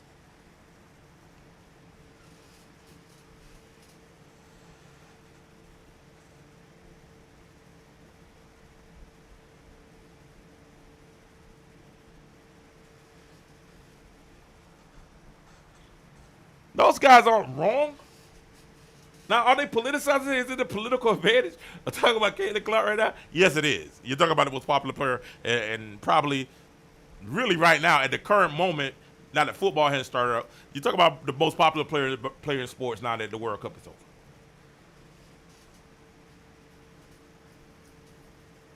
The most popular player in sports now that the World Cup is over until football season is Caitlin Clark. That's why I was telling them this about Caitlin getting traded. I was like, Caitlin Clark is not getting traded. What are y'all talking about? They're gonna trade her to Los Angeles for what?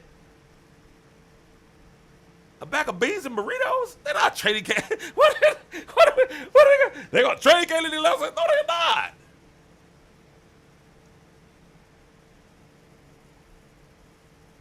They're not trading Caitlin Clark.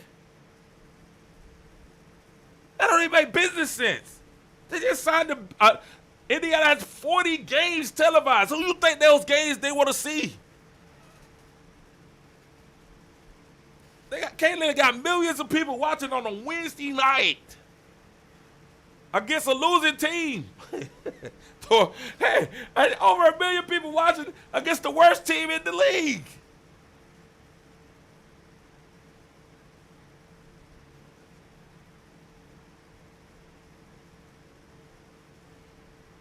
I think the Indiana Fever got some issues. I just don't think they that incompetent.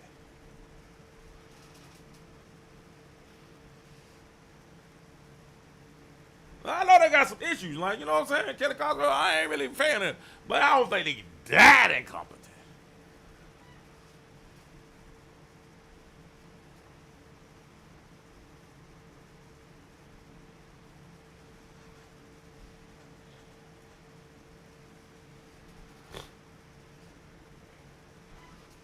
Then they come on with Angel Reese.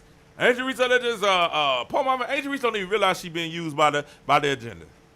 That's the sad thing, Reese's Pieces. Angel Reese don't even realize she being used by the agenda. She think it's about her and racism. It ain't about you and racism. It's about the ABCD LGBT. Come on, Angel. Your team should have told you that. Well, I'm just gonna be mad. You should be mad at all the layups you was missing the other night. I told y'all she's the streakiest layup shooter in the history of basketball. I mean, she was just missing the other night. Huh. I like, Angel, hit your layups. God almighty. My wife was up there about to pull her hair out. My wife is an Atlanta Dream fan. She's like, oh my God, what is she doing? She's doing the Angel Reese. The Angel Reese. I'm just playing. I'm joking. I ain't get on the Reese's Pieces. But Angel, that wasn't about you. You so vain, you thought that song was about you. That song is not about you. Because the species is not racist. That's more detrimental to the LGBTQ plus community than it is to the black community.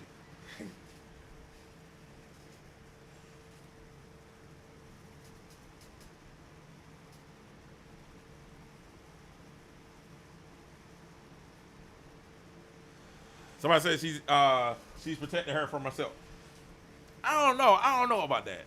You know what? If they play 80 games, I'll be with you. I would be with you. But they only play 40. The next year when they go up to 50, maybe. They play 40 games. And I know you saw today, they asked Caitlin Clark, I played it at the beginning of the show. Caitlin Clark, how you feel? I feel great. Man, I feel fantastic. They asked, that's Stephanie White. All right, Katie Carter says she feels fine. How do you feel? Minutes restriction. Everybody was like, for what? She said she feels fine. We're still gonna keep on the minutes restriction. We're gonna be watching the minutes. The All-Star break is like next week. She's gonna get a break then.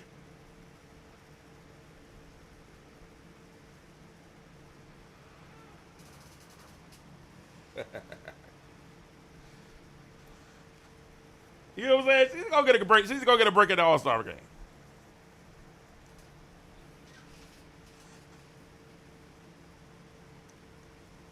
Is Caitlin Clark in any of the skills competition? I would love to see Caitlin in the skills competition. She's so competitive I would just love to see it. Just love to see it in the skills competition. That would be dope. We need some Caitlin Clark in the skills competition. But she probably won't be because she's probably on a minutes restriction, so she can't do the skills. She can't do. She's on a minute restriction, so she can't do the skills competition. You know what I'm saying?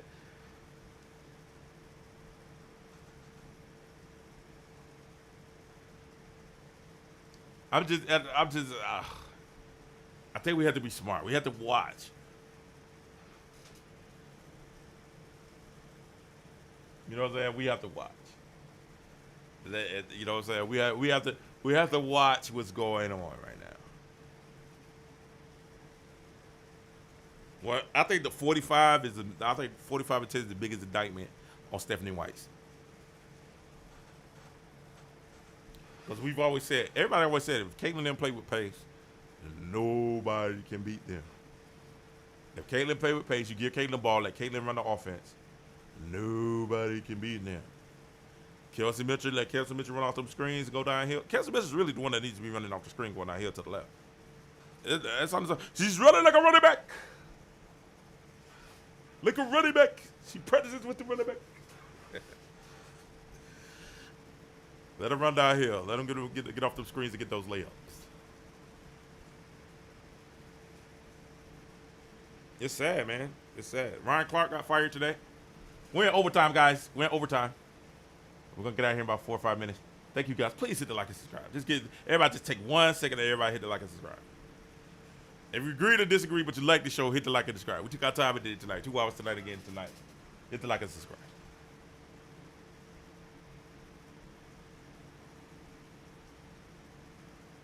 Let me know in the chat what you guys want to talk about. Then we get to it. I saw Ryan Clark got fired from ESPN today while he was on the air. That's crazy. That's crazy. I think ESPN is I think ABC and ESPN is pivoting. Because they lost a lot of money recently. And that's what I keep telling people. This same thing with the WNBA. Like, the left has a big we don't need his commentary. We don't need his commentary. Hey, he had one of the boys. I know they set this up. I know somebody for ESPN did this to him, and they wrong for this. What they did was, before they fired him, they put their take on that he had about Peyton Manning and Tom Brady not being not being generational talents, and that's just like, oh. I'm like, man, that was about as bad. That was as bad as an Emmanuel Ocho tape. You know what I'm saying? That was just as bad as an Emmanuel Ocho tape. You feel me?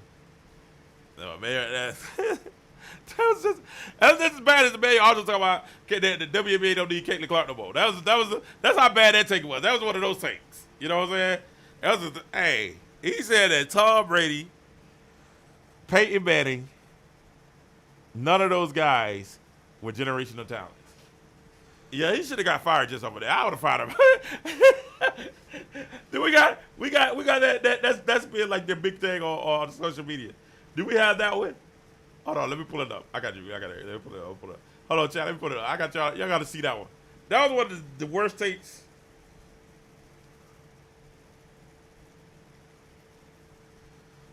I'm like, get struck for my video. I'm probably gonna get started for my video, but it's all good. It's my first one. Hold on, let me see. Ryan Clark. They shouldn't, because I'm using it for teaching. Yeah, this is the one. Let's sue him in there. Let's see. Hold on, wait. This is what Ryan Clark said.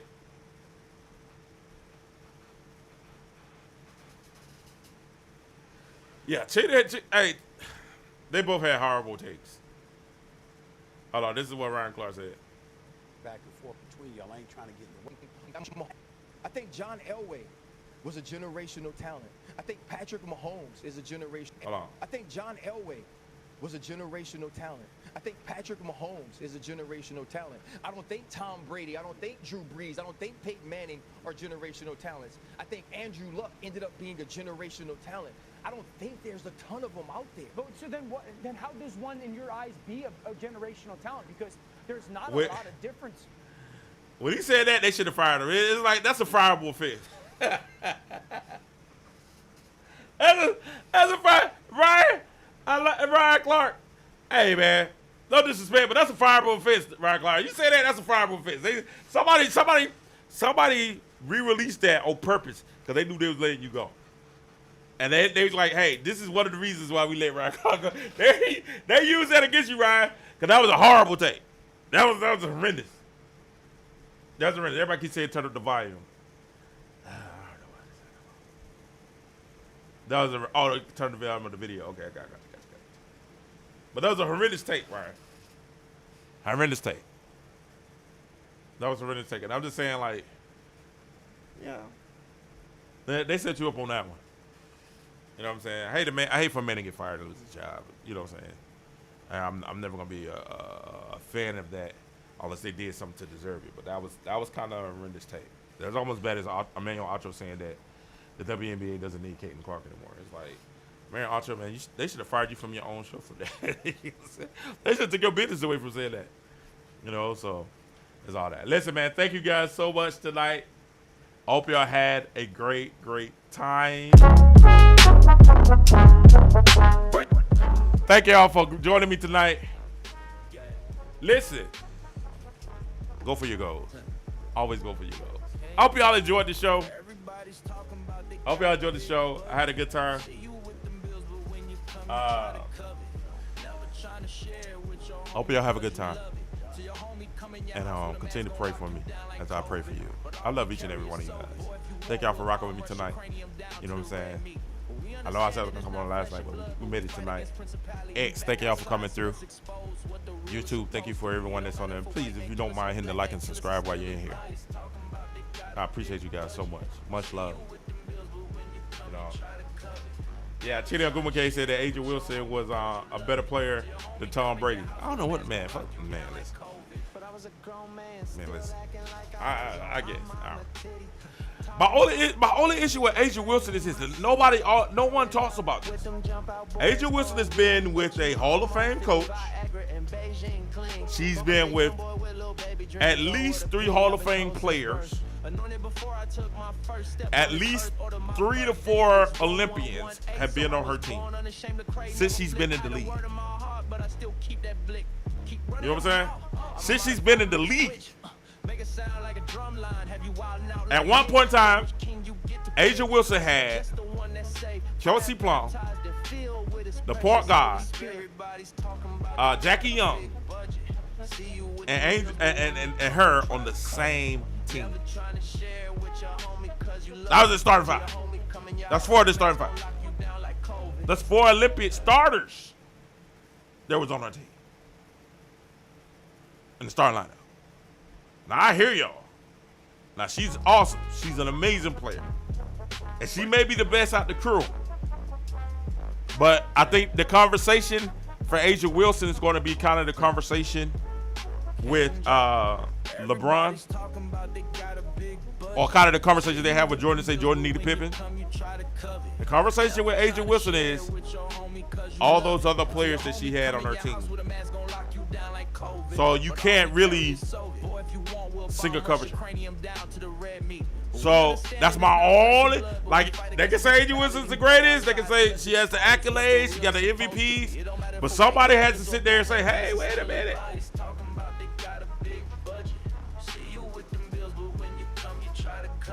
Oh, I didn't know that about Olivia Miles. I didn't know that.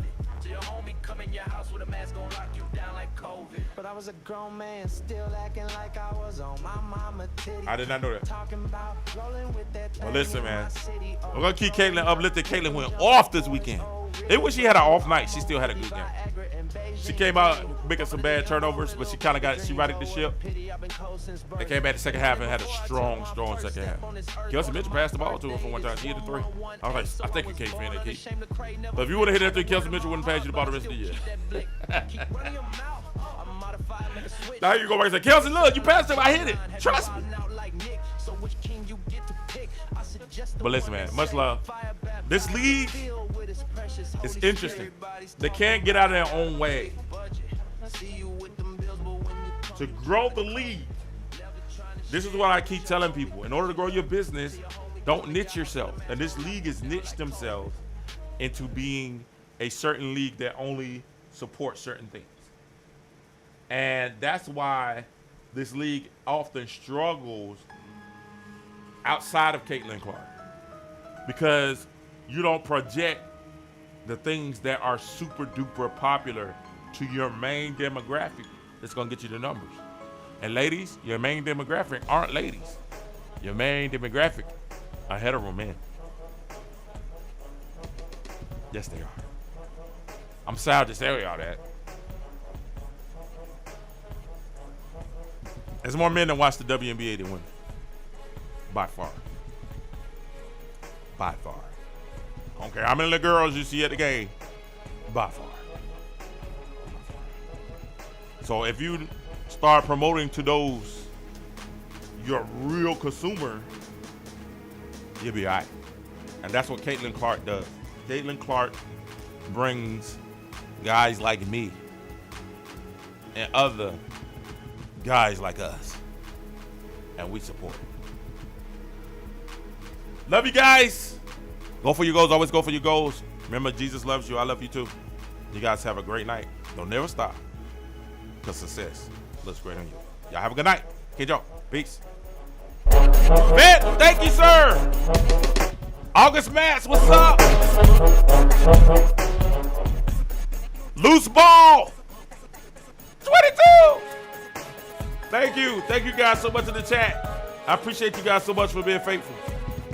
Love you guys. Hey, we need it. If you have not hit the like and subscribe, please subscribe. We're almost at our goal to reaching our next level. Please hit that subscribe button. Thank you guys so much. Thank you guys so much. We're only, what, 6 away? 6 away? 6 away for 2,000. Let's get that. Love you. If you have not, follow me on Twitter, on X. X. That's X. I am King Joe on X. Follow me on X. And if you are on Facebook, facebook.com/King David Jordan. My voice is gone. I'm finna go. Love you guys. Y'all have a great night. Peace.